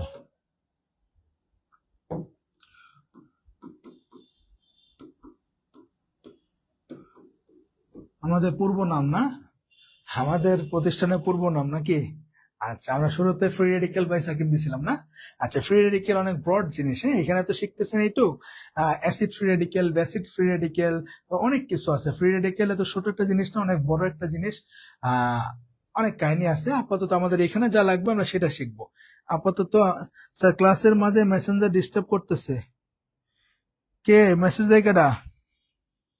কে মেসেজ দেয়? খালি ক, কান ধরা নিয়ামু, ক কেডা মেসেজ দেয়? খালি ক। কত বড় সাহস আমার ক্লাসের মাঝখানে মেসেঞ্জারে ডিস্টার্ব করে? মেসেঞ্জার তো ডিস্টার্ব করতেছে না, মেসেঞ্জারে মানুষ ডিস্টার্ব করতেছে। কে সে ভদ্র মহিলা? হ্যাঁ, সে ভদ্র মহিলা কেটা? আচ্ছা, এই দেখা, এসব বাদ, এসব করা যাবে না। আচ্ছা, একটু তাকান, ফ্রি রেডিক্যাল কি আমরা শুরুতে দেখছিলাম, সুষম বিভাজনের কারণে ফ্রি রেডিক্যাল হয়, পড়ছিলাম শুরুতে, কিন্তু আমরা পড়ছিলাম কি হয়, সুষম বিভাজনের কারণে ফ্রি রেডিক্যাল হয়, পড়ছিলাম না? শুরুতে পড়ছিলাম। মনে হয় জিএফ এর চিন্তা বাদ দে বেটা, এই তো একদম ঠিক। এই গার্লফ্রেন্ড বয়ফ্রেন্ড এসব চিন্তা করাই যাবে না, এখন শুধু চিন্তা অর্গানিক, অনলি চিন্তা অর্গানিক। হ্যাঁ, এইসব চিন্তা করা যাবে না, সময় মতো সব হবে। আচ্ছা, খেয়াল কর, 2টা কার্বন, 2টা কার্বনের কার্বন মানে দুইজনের এই তৈরিটা মানে কি, ধর এই 2টা কার্বন কি আছে, এই 2টা কার্বন ধর একটা বন্ডে আছে। একটু খেয়াল কর, এরও তৈরিতাগতার মান 2.5, এরও তৈরিতাগতার মান 2.5। তার মানে এর যখন বিভাজন হবে তখন কি প্লাস মাইনাস হবে না, তখন কি হয়, তখন সুষম বিভাজন হয়, তখন এ এর ইলেকট্রনটা নিয়ে আলাদা হয়ে যায়, এ এর ইলেকট্রনটা নিয়ে আলাদা হয়ে যায়। কিন্তু এখানে ঘটনা আছে। ঘটনা কি, যখন মুক্তমূলক ফ্রি রেডিক্যাল তৈরি হয়, এই যে ফ্রি রেডিক্যাল যে হয়েছে, তখন কার্বনটা সক্রিয় হয়ে যায়। তখন কার্বনটা কি হয়, সক্রিয় হয়ে যায়। কেন সক্রিয় হয়? কারণ তখন তার ইলেকট্রন ঘাটতি হয়, স্যার বুঝি নাই। এই কার্বন একটা বন্ধনে ছিল। সুন্দর উদাহরণ দিয়ে একটা, হ্যাঁ, ধর যে তুই একটা মেয়েরে জাস্ট তোর সাথে পরে চেহারা দেখো, জাস্ট চিনোস। আচ্ছা, তো যখন জাস্ট চিনি, জাস্ট তারে আমি আমার সাথে পড়ে, ক্লাসমেট, একসাথে আসে, ব্যাচে পড়ি বা সামথিং কলেজে পড়ি, যখন পড়ি তখন সে আসুক বা না আসুক তোর কিছু যায় আসে না, সে থাকুক বা না থাকুক তোর কিছু যায় আসে না।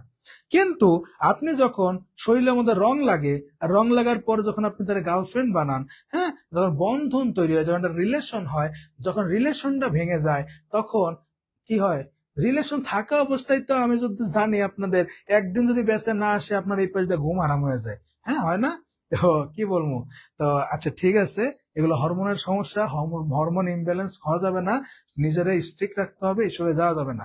আচ্ছা, তো যেটা বিষয়টা হইলো, যখন আপনি রিলেশনে আসেন, যখন আপনি বন্ড তৈরি করছেন, বন্ড তৈরি করার পরে বন্ড তৈরি করেন নাই কোনো ফ্যাক্ট না, সে আসুক বা না আসুক আপনার কাছে যায় আসতেছে না। কিন্তু একবার যখন বন্ড তৈরি করছেন তখন যদি সে না আসে, তখন যদি সে সেখান থেকে চলে যায় বা আপনাদের বন্ধন ভেঙে যায়, তখন কিন্তু সে আপনার জন্য একটা ফ্যাক্ট, সে একটা গ্যাপ সৃষ্টি করে আপনার জন্য। আপনার তখন খালি খালি লাগে, ঘাটতি ঘাটতি লাগে, লাগে না লাগে? তাহলে এই দুই ভদ্রলোক, এই যে একজন ভদ্রলোক একজন ভদ্র মহিলা, এই দুইজন যখন বন্ডে ছিল, একবার যখন বন্ডে চলে আসছে তখন যখন ভেঙে গেছে, তখন তার কাছে গ্যাপ লাগবে, তখন তার কাছে ইলেকট্রন ঘাটতি, কারণ সে তো স্টেবল ছিল, সে তো বন্ডে ছিল। যখন বন্ড ভেঙে গেছে, আপনি রিলেশনে ছিলেনই না, আপনার কিছু যায় আসে না, তখন আপনি মুক্ত ফ্রি ঘুরতেছেন, ঠিক আছে। কিন্তু আপনি যখন একবার বন্ধন তৈরি করছেন, করার পর যখন ভেঙে গেছে, তখন কিন্তু আপনার শূন্য শূন্য লাগবে। গান আছে কি যে শূন্য শূন্য লাগে না, তো আপনার কিন্তু তখন শূন্য শূন্য লাগবে, তখন আপনার ওর ঘাটতি ফিল হবে। সেম ভাবে এইখানে যখন সুষম বিভাজন হয়, ফ্রি রেডিক্যাল হয়, তখন কার্বনটা সক্রিয় হয়ে যায়, তখন তার ইলেকট্রনের ঘাটতি ফিল হয়। আর যখনই যখনই ইলেকট্রনের ঘাটতি ফিল হয় কার কাছে?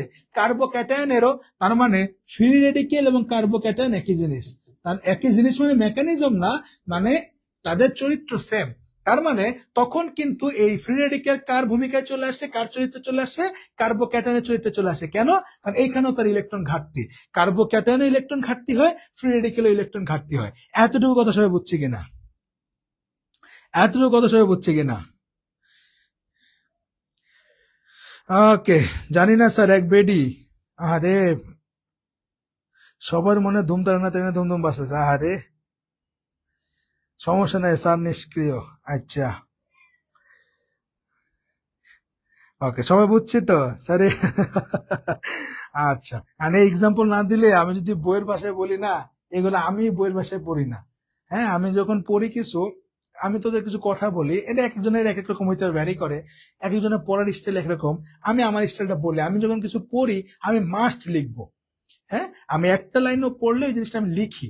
এবং সবচেয়ে বিষয় কি, যেমন আমি আমার ধর ভার্সিটিতে বলবো বিভিন্ন জায়গায়, আমি যখন পড়ছি না, আমি দেখছি ওরা অনেক মুখস্থ করে, রেজাল্ট অনেক ভালো করে, ঠিক আছে।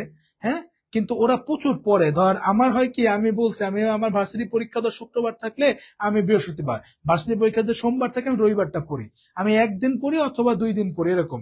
আর পড়ার তো সুযোগ নাই, ওর নিজের অনেক কাজ থাকে। তো বাকিরা কি করে আমি দেখছি, ওরা ধুমসে পড়ে, সারাদিন রাত পড়ে। হ্যাঁ, প্রচুর পড়ে। তো প্রচুর পড়া যে রেজাল্ট, ধর আমি একটু পড়ে সেই রেজাল্ট। কেন? কারণ এই কিছু জায়গায় ট্রিক্স কাটাইতে হবে স্যার।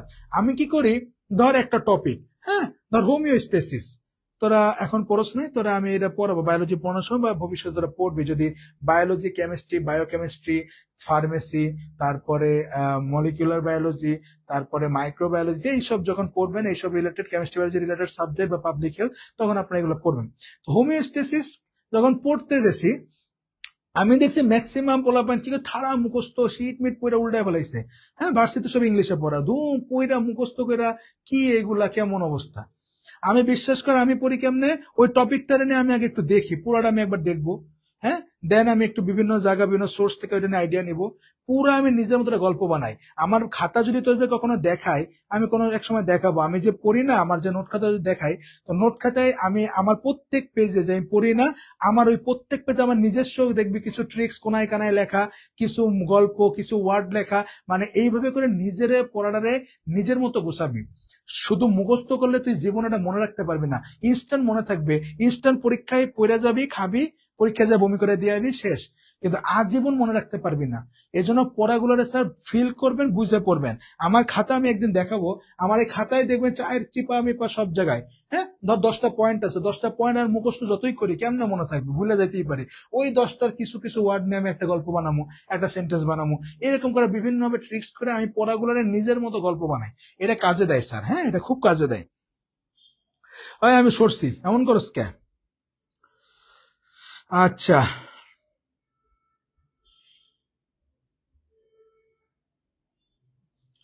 আমি তো গল্পের দেওয়া মনে করাইছি, আমি তো গল্প দিয়ে মনে করছি না, হয় কি আসলে, বা কার্বনের কি, কার্বনের যদি ইলেকট্রন বিন্যাস করি 1s2, 2s2, 2p কত 2, তাই না? তো কার্বনের কয়টা শেল? 2টা শেল না, মানে এখানে ঘটনা হয় কি, এই কার্বন একটা শেল, প্রথম শেলে কয়টা আছে? 2টা, তারপরের শেলে কয়টা আছে? তারপরের শেলে একটা, দুইটা, তিনটা, চারটা। তো C2 মানে কি হয়?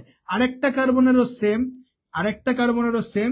হ্যাঁ, এই যে, আচ্ছা এই কার্বনটারে ক্রস দিই, এই কার্বনটারে ক্রস দিই। তো 1 2 3, এই তো C2। আমি এখানে যেটা আসছে এটাতে এই ঘটনা ঘটে, এই কার্বনের একটা আর এই কার্বনের একটা মিলে, তাই না? আচ্ছা, যখন যখন এদের মধ্যে বন্ধনটা ভেঙে যায় না, তখন কি হয় জানেন? তখন আসলে অ্যাকচুয়ালি আমি ছবিটা যখন আঁকি, তখন এত ডিপলি বলতে গেলে দেখা গেল অনেকে বোঝে না, এই কারণে আমি একটু গল্প দিয়ে বোঝানোর চেষ্টা করছি।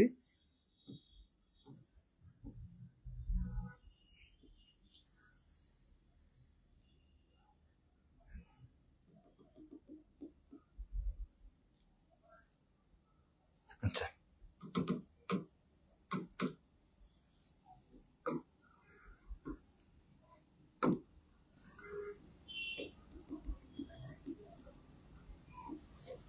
এই যখন বন্ধন হয়, দুজন দুজন টান দেয় না, টান দিলে কি হয় জানেন? এই যেই ইলেকট্রনটা বন্ধনে অংশ নিয়েছিল, সে তখন আর 3 নাম্বার সেলে থাকে না, সরি 2 নাম্বার সেলে থাকে না, সে একটা সেল উপরে উঠে যায়। হ্যাঁ, সে বাইরের দিকে চলে যায়, সে একটু সরে যায়। হ্যাঁ, সরে গেলে তখন কি হয়? তখন তার ইলেকট্রন কি হয়? একটা ঘাটতি সৃষ্টি হয় না? যখন সে বাইরের সেলে চলে গেছে, তখন থেকে ইলেকট্রন চলে যায়, তখন তার ঘাটতি ফিল হয়। হ্যাঁ, তো এখানে একটু ডিপ কনসেপ্ট আছে। তো এত জিনিস আপনাদের নাই দেখে আমি একটা গল্পের মধ্যে বুঝাইছি যে যখন দুজনের বন্ড ভেঙে যায়, দুইজনের বন্ড যখন ভেঙে যায়, ভেঙে গেলে কি হয়? তখন কার্বনটা সক্রিয় হয়ে যায়। কেন? কারণ দেখেন, এই যখন এ কিন্তু একা উঠে গেছে না, একটু বুঝাই এ এখন, আচ্ছা আমি এভাবে বুঝাই। আমি ধরলাম এ এখন কি হয়েছে, এ এখন বাইরের সেলে চলে আসছে, এ তার পরেরটাই চলে আসছে। তা আমরা দেখছি গ্রুপ 1 বা গ্রুপ 2 অনেক সক্রিয়। কেন? ধাতু কেন? গ্রুপ 1 এর মৌলগুলো ধাতু কেন? কারণ সোডিয়ামের ক্ষেত্রে কি হয়? এই যে সোডিয়ামকে 1s2, প্রথমটায় 2টা, পরেরটায় কয়টা? পরেরটা 8টা, 1 2 3 4 5 6 7 8, এবং লাস্টের সেলে কয়টা? একটা ইলেকট্রন। আমরা জানি লাস্টের সেলে একটা ইলেকট্রন থাকলে সে অনেক সক্রিয় হয়ে যায়, সে একটা ইলেকট্রন দিতে পারলেই বাঁচে। তো এইখানেও সেম ঘটনা। এর দেখেন ইলেকট্রনটা আগায় গেছে না, পরের সেলে চলে আসছে না, যার কারণে সে এখন অনেক সক্রিয়, সে একা, পুরা সেলটার মধ্যে একা। হ্যাঁ, গ্রুপ 1 মতো দেখেন, সে ধাতুর মতো দেখেন। সে দেখেন এই সোডিয়ামের লাস্টে কয়টা আছে? একটা। সে একটা দিতে পারলেই বাঁচে, তো তখন এ সক্রিয় হয়ে যায়। হ্যাঁ, আর যখন সে ইলেকট্রন দিয়ে দিবে, তখন সে কি হয়ে যাবে? ইলেকট্রন ঘাটতি সৃষ্টি হবে, এরকম। ওকে, ডান। তো আশা করি এতটুকু বুঝছেন। তাহলে এখন আমার মেইন কথা দাঁড়াইলো যে ফ্রি রেডিক্যাল মানে ইলেকট্রন ঘাটতি হয়, আর তার মানে কার্বোক্যাটায়নের চরিত্র এবং তার চরিত্র সেম। ফ্রি রেডিক্যাল এবং কার্বোক্যাটায়নের কাহিনী বা চরিত্র সেম। তাহলে আমার যদি এখন ফ্রি রেডিক্যালের জিনিসটা লিখি, ফ্রি রেডিক্যাল লিখতে গেলে কি হবে? ফ্রি রেডিক্যালে কি হয়? সিঙ্গেল মুক্তমূলক, তার একটা ইলেকট্রন আছে। তাহলে এটা হলো মিথাইল ফ্রি রেডিক্যাল। এটা হলো কি? এটা হলো মিথাইল ফ্রি রেডিক্যাল বা মিথাইল মুক্তমূলক। তারপরে কি হয়? একটা অ্যালকেন মূলক যুক্ত হইলে তখন সেটার নাম কি? তখন সেটা হইলো 1 ডিগ্রি ফ্রি রেডিক্যাল। যখন দুইটা অ্যালকেন মূলক যুক্ত হয়, তখন তার নাম কি? 2 ডিগ্রি ফ্রি রেডিক্যাল। যখন তিনটা অ্যালকাইল মূলক যুক্ত হয়, তখন সেটা কি? 3 ডিগ্রি ফ্রি রেডিক্যাল, তাই না? জি। আর আমি বলছি ফ্রি রেডিক্যাল এবং কার্বোক্যাটায়ন সেম, ইলেকট্রন ঘাটতি। ফ্রি রেডিক্যাল এবং কার্বোক্যাটায়ন কি? সেম। ইলেকট্রন কি স্যার? ইলেকট্রন ঘাটতি। তাইলে একটু খেয়াল করেন এইখানে যতটুকু ইলেকট্রন ঘাটতি, এখানে তার চেয়ে কম। কেন? কারণ এখানে একটা ইলেকট্রন দাতা গ্রুপ যুক্ত হয়েছে। ওই সেম, একদম সেম। কার্বোক্যাটায়নের ক্ষেত্রে এ সবচেয়ে বেশি সক্রিয়, দেন এই ভদ্রলোক, দেন এই ভদ্রলোক, তাই না? আমরা দেখছি কিন্তু কার্বোক্যাটায়নে পড়ে আসছি, কার্বোক্যাটায়নে পড়ছি কিন্তু একটু আগে। সবচেয়ে সক্রিয় মিথাইল, সবচেয়ে সক্রিয় থেকে সক্রিয়তা, সবচেয়ে সক্রিয় মিথাইল, তারপর 1 ডিগ্রি, তারপর 2 ডিগ্রি, দেন ফাইনালি 3 ডিগ্রি। স্থিতিশীলতা কি হবে? উল্টা, স্থিতিশীলতা কি হবে উল্টা, 3 ডিগ্রি সবচেয়ে স্থিতিশীল, 2 ডিগ্রি, দেন 1 ডিগ্রি, দেন মিথাইল। আশা করি বুঝতে পারছি। হ্যাঁ, আশা করি বুঝতে পারছি।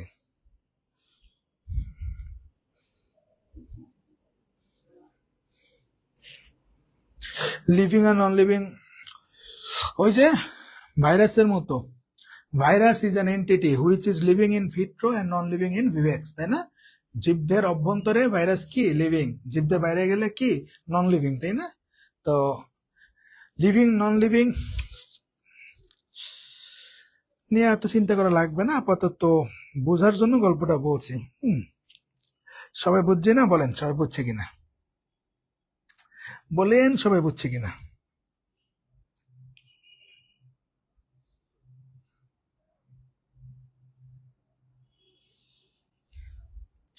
ওকে, সবাই বুঝছে মোটামুটি, ডান। এবার আসেন আরেকটা ওয়ার্ড, ইলেকট্রোফাইল।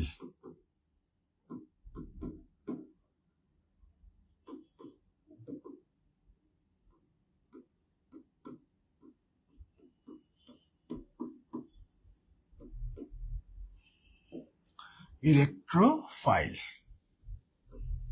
আচ্ছা ফাইল মানে কি জানেন? ফাইল মানে হইল, এই ফাইল মানে হইল আকর্ষণ করা। ফাইল মানে কি স্যার? ফাইল মানে আকর্ষণ করা। ইলেকট্রোফাইল মানে কি? ইলেকট্রনকে আকর্ষণ করে যে। ইলেকট্রোফাইল মানে কি? ইলেকট্রোফাইল মানে হইল ইলেকট্রনকে আকর্ষণ করে যে। হ্যাঁ, তাইলে ফাইল মানে কি? আকর্ষণ। ইলেকট্রোফাইল মানে কি? ইলেকট্রনকে আকর্ষণ। তাহলে ইলেকট্রোফাইল কারা হবে? যারা ইলেকট্রনকে আকর্ষণ করে তারা। তাহলে ইলেকট্রনকে আকর্ষণ করবে কারা?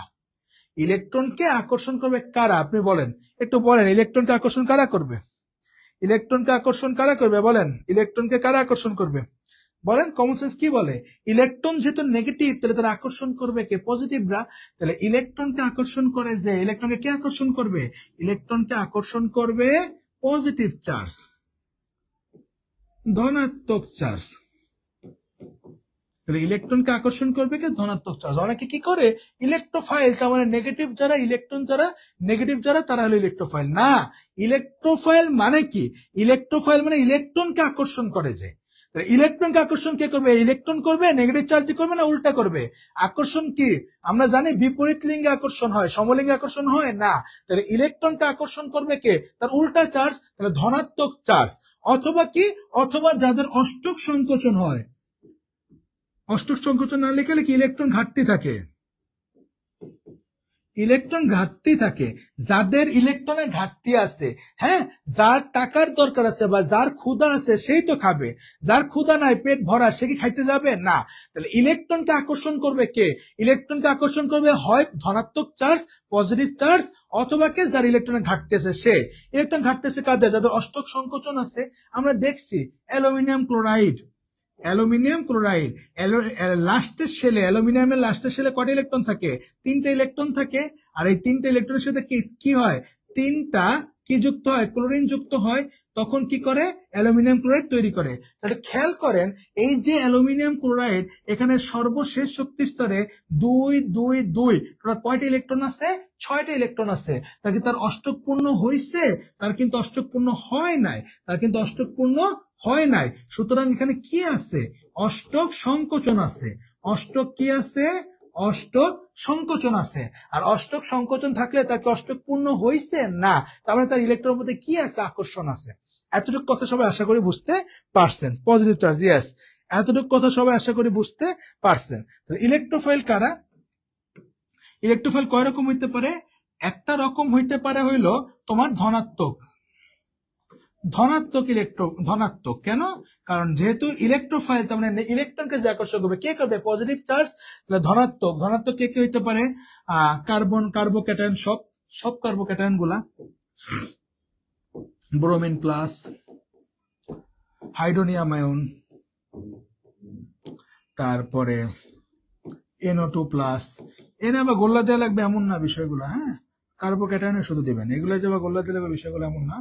তারপর হাইড্রোজেন প্লাস এই ইটিসি ইত্যাদি আরো আছে। আচ্ছা, আরেকটা কি হইতে পারে, আরেকটা হইতে পারে প্রোসোম কারা, প্রোসোম ইলেকট্রোফাইল কারা, এই যে যাদের ইলেকট্রন ঘাটতেছে, কাদের, যাদের অষ্টক সংকোচন আছে, যেমন aluminium chloride, boron chloride, boron fluoride etc. এরকম যাদের অষ্টক সংকোচন আছে সবাই, এরকম যাদের অষ্টক সংকোচন আছে সবাই, হ্যাঁ, যাদের অষ্টক সংকোচন আছে সবাই। তারপর আরেকটা কমন আছে, আরেকটা কমন আছে হলো যেটা পরীক্ষা খুব আসে, নিচের কোনটি ইলেকট্রোফাইল FeCl3, এটা খুব আসে পরীক্ষায়। হ্যাঁ, এই উদাহরণগুলো আমাদের এমসিকিউর জন্য লাগবে, এই উদাহরণগুলো আমাদের এমসিকিউর জন্য লাগবে। সবাই বলেন ইলেকট্রোফাইলটা সবাই বুঝছেন কিনা, আমাকে একটু কাইন্ডলি বলেন যে ইলেকট্রোফাইল স্যার বুঝছি। সবাই একটু বলবেন ইলেকট্রোফাইলটা সবাই বুঝছে কিনা, বলেন। দেখেন এইগুলা যদি না পড়ে যাইতাম, আপনি কি নিজে নিজে পড়তেন, বা এগুলা না বুঝা গেলে ওইভাবে কি বোঝা সম্ভব রিয়াকশন?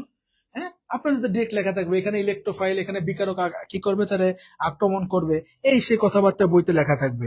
তো এইগুলো যদি না বুঝে যান তাহলে কি আপনি বুঝবেন কিছু? কিচ্ছু বুঝবেন না। আচ্ছা ডান, সবাই বুঝছি, ওকে। সবাই যদি বুঝে থাকি, সবাই যদি বুঝে থাকি, তাহলে এবার আমরা একটু পড়বো নিউক্লিওফাইল। এবার কি পড়বো? এবার পড়বো একটু নিউক্লিওফাইল।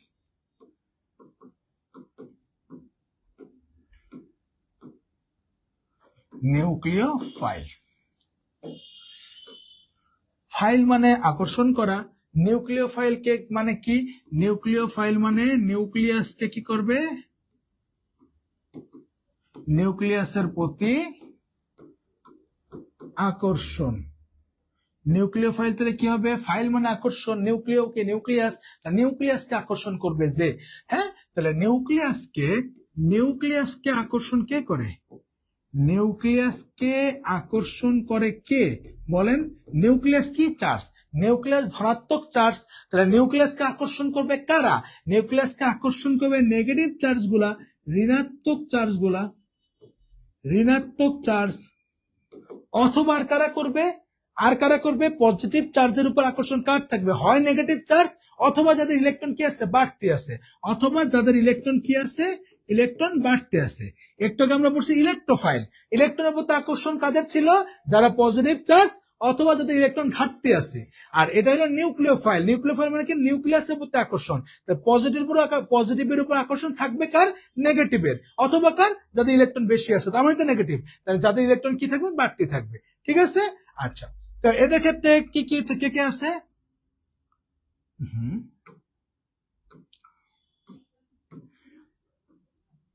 এদের ক্ষেত্রে কি কি আছে?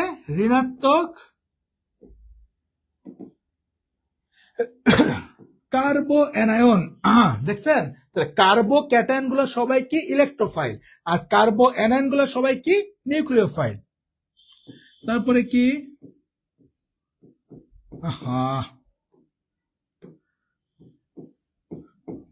ব্রোমাইড, তারপরে হাইড্রোক্সাইড, ক্লোরাইড, ইটিসি, এগুলা নেগেটিভ গুলা। আর কি? প্রোসোম, NH3, এখানে এক জোড়া মুক্তজোড় ইলেকট্রন থাকে। H2O, পানির কাছে 2 জোড়া মুক্তজোড় ইলেকট্রন থাকে। তারপরে আপনার SF6, IF7, এগুলো পড়াইছি, সব মৌলের পর্যায়বৃত্ত ধর্মে পড়াইছি, গঠন সহ পড়াইছি, হাইব্রিডাইজেশন সহ পড়াইছি। হ্যাঁ, ভুলে খায়া ফেলাইলে কিন্তু মায়ের উপর কোনো ওষুধ নাই। তারপরে আর কি হইতে পারে? আর কি হইতে পারে বলেন? এইগুলা ইটিসি লিখে দিই, এগুলাই। আরো আছে অনেক, এগুলা দেখবেন একটু কি কি উদাহরণ আছে বলতে, ইটিসি। আচ্ছা, তাহলে যাদের কি আছে? যাদের ইলেকট্রন ঘাটতি আছে, সরি, যারা নেগেটিভ চার্জ অথবা যাদের ইলেকট্রন বাড়তি আছে। হ্যাঁ, এখানে SF6, IF7 কে কেন বক্স করলাম? এদের ক্ষেত্রে কি হয়েছে? হ্যাঁ, এদের ক্ষেত্রে আগের ক্ষেত্রে হয়েছিল অষ্টক সংকোচন, আর এদের ক্ষেত্রে কি হবে? এদের ক্ষেত্রে হবে অষ্টক প্রসারণ। হ্যাঁ, যা অষ্টক প্রসারণ, ইলেকট্রন যাতে বেশি থাকবে। হ্যাঁ, SF6 সালফারের শেষে আছে 6টা ইলেকট্রন, ফ্লোরিনের শেষে আছে 6টা ইলেকট্রন, লাস্টের শেলে টোটাল কয়টা ইলেকট্রন আছে?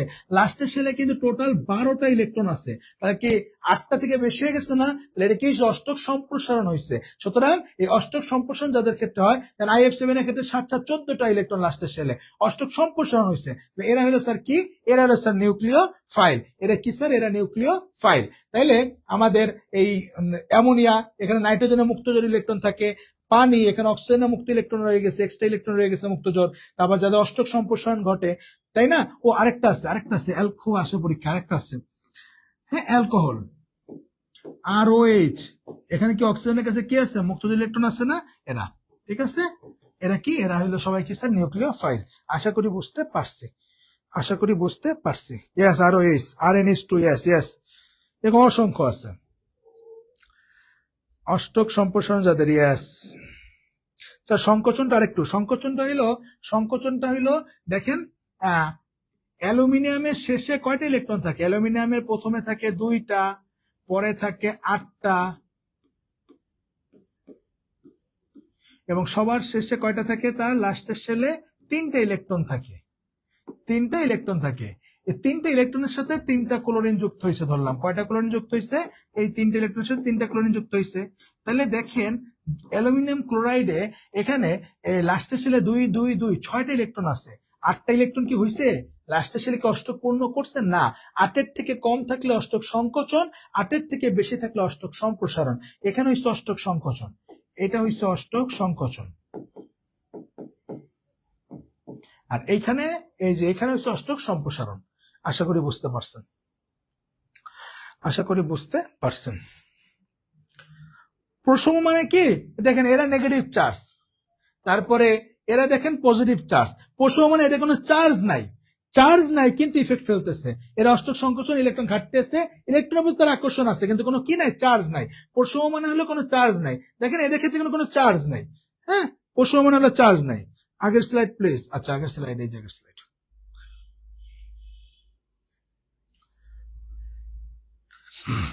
বলেন বুঝিয়াছেন কিনা?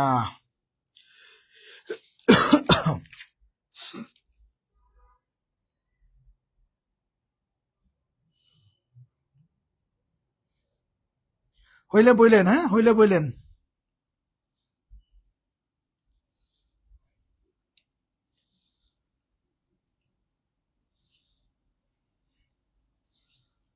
ক্লিয়ার অ্যান্ড কি? আচ্ছা, তাহলে মোটামুটি আমি বেসিক যে কথাগুলো বলতে চাইছিলাম, যেগুলো বলছিলাম, আমাদের জৈব যৌগের রিয়াকশন বুঝতে গেলে, মেকানিজম বুঝতে গেলে যে কথাগুলো আমাদের বারবার আসবে, যে জিনিসগুলো কনসেপ্ট ক্লিয়ার থাকা লাগবে, সেটা আমরা মাত্র শেষ করলাম। হ্যাঁ, আমরা মোটামুটি কি কি বললাম একটু যদি সামারি করি। এখনো কিন্তু ধরেই নাই, এখন এই যে অ্যালকেন এখনো রিয়াকশনে ঢুকি নাই, যে এরপর থেকে আমরা পা দিব। প্রথমে আমরা বন্ধন বিভাজন করলাম, দেন আমরা কি করলাম, এই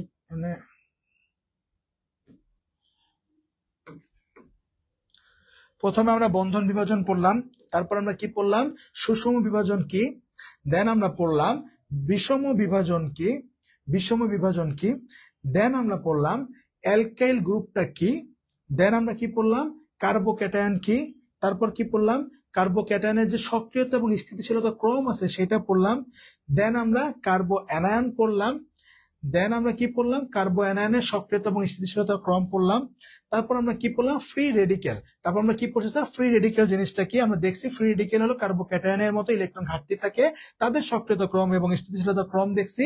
দেন আমরা ফাইনালি ইলেকট্রোফাইল দেখছি, এবং কি দেখছি আমরা, নিউক্লিওফাইল দেখছি। এতটুকুর মধ্যে আশা করি কারো কোনো সমস্যা নাই। স্যার নিউক্লিওফাইল কি, এ কি দুইটা মুক্ত যে ইলেকট্রন লাগে?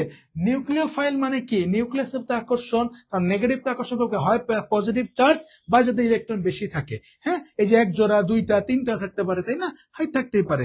তো যাদের এক্সট্রা মুক্ত যে ইলেকট্রন থাকবে তারাও, বাড়তি ইলেকট্রন থাকবে তারাও। ওকে, ডান।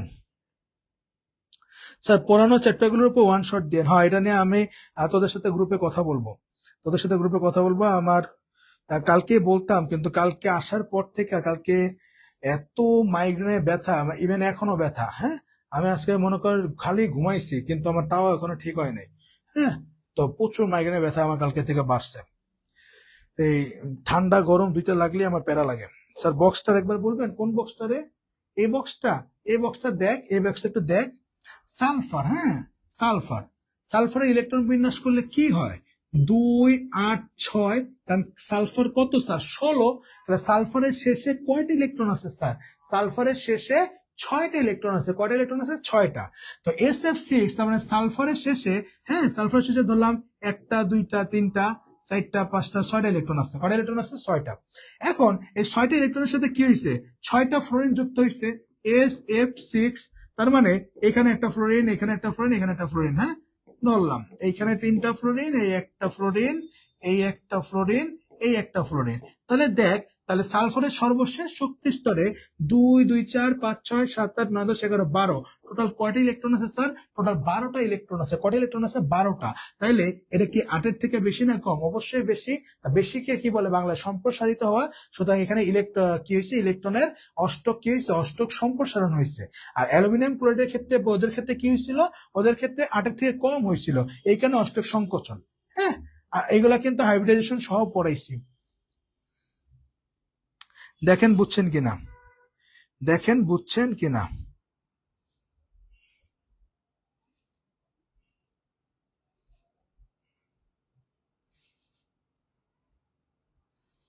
দেখেন বুঝছেন কিনা, সবাই বুঝছি। হাইব্রিডেশন মনে নাই, এটা যে হাইব্রিডেশন পড়াইছিলাম মনে নাই না, এটা খাইয়া ফেলাইছেন, খাইয়া ফেলাইছেন, কত সুন্দর করে পড়াইছিলাম। হ্যাঁ কি হয় 1 2 3 4 কত শর্টকাট শিখাইছিলাম, এ হলো 6টা। হ্যাঁ এই 6 পাশে 6টা কি যুক্ত হয়, 6টা ফ্লোরিন যুক্ত হয়, কত সুন্দর করে করে পড়াইছিলাম, সব খাইয়া ফেলাইছে। এটা কি কি সংকরিত sp3d2, পড়াই নাই, পড়াই নাই, পড়াইছি তো 3 4 5 6, হ্যাঁ এরা sp3d2 সংকরিত, পড়াইছি না, পড়াইছি।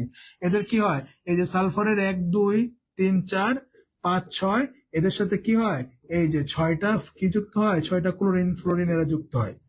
হ্যাঁ এই যে গঠন পড়াইছিলাম না, হাইব্রিডেশন পড়াইছিলাম, কিন্তু মায়ের দিব মায়ের।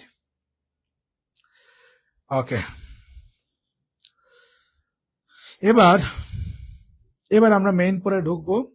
এবার আমরা আমাদের অ্যালকেন অ্যালকিন অ্যালকাইন যা যা আছে, হ্যাঁ মেইনলি আমাদের পড়াগুলো হবে হইলো, মেইনলি আমাদের পড়াগুলো হবে অ্যালকেন, অ্যালকিন, অ্যালকাইন, অ্যালকোহল, তারপরে আমাদের অ্যালকাইল হ্যালাইড, তারপরে অ্যালডিহাইড, তারপরে কার্বক্সিলিক অ্যাসিড।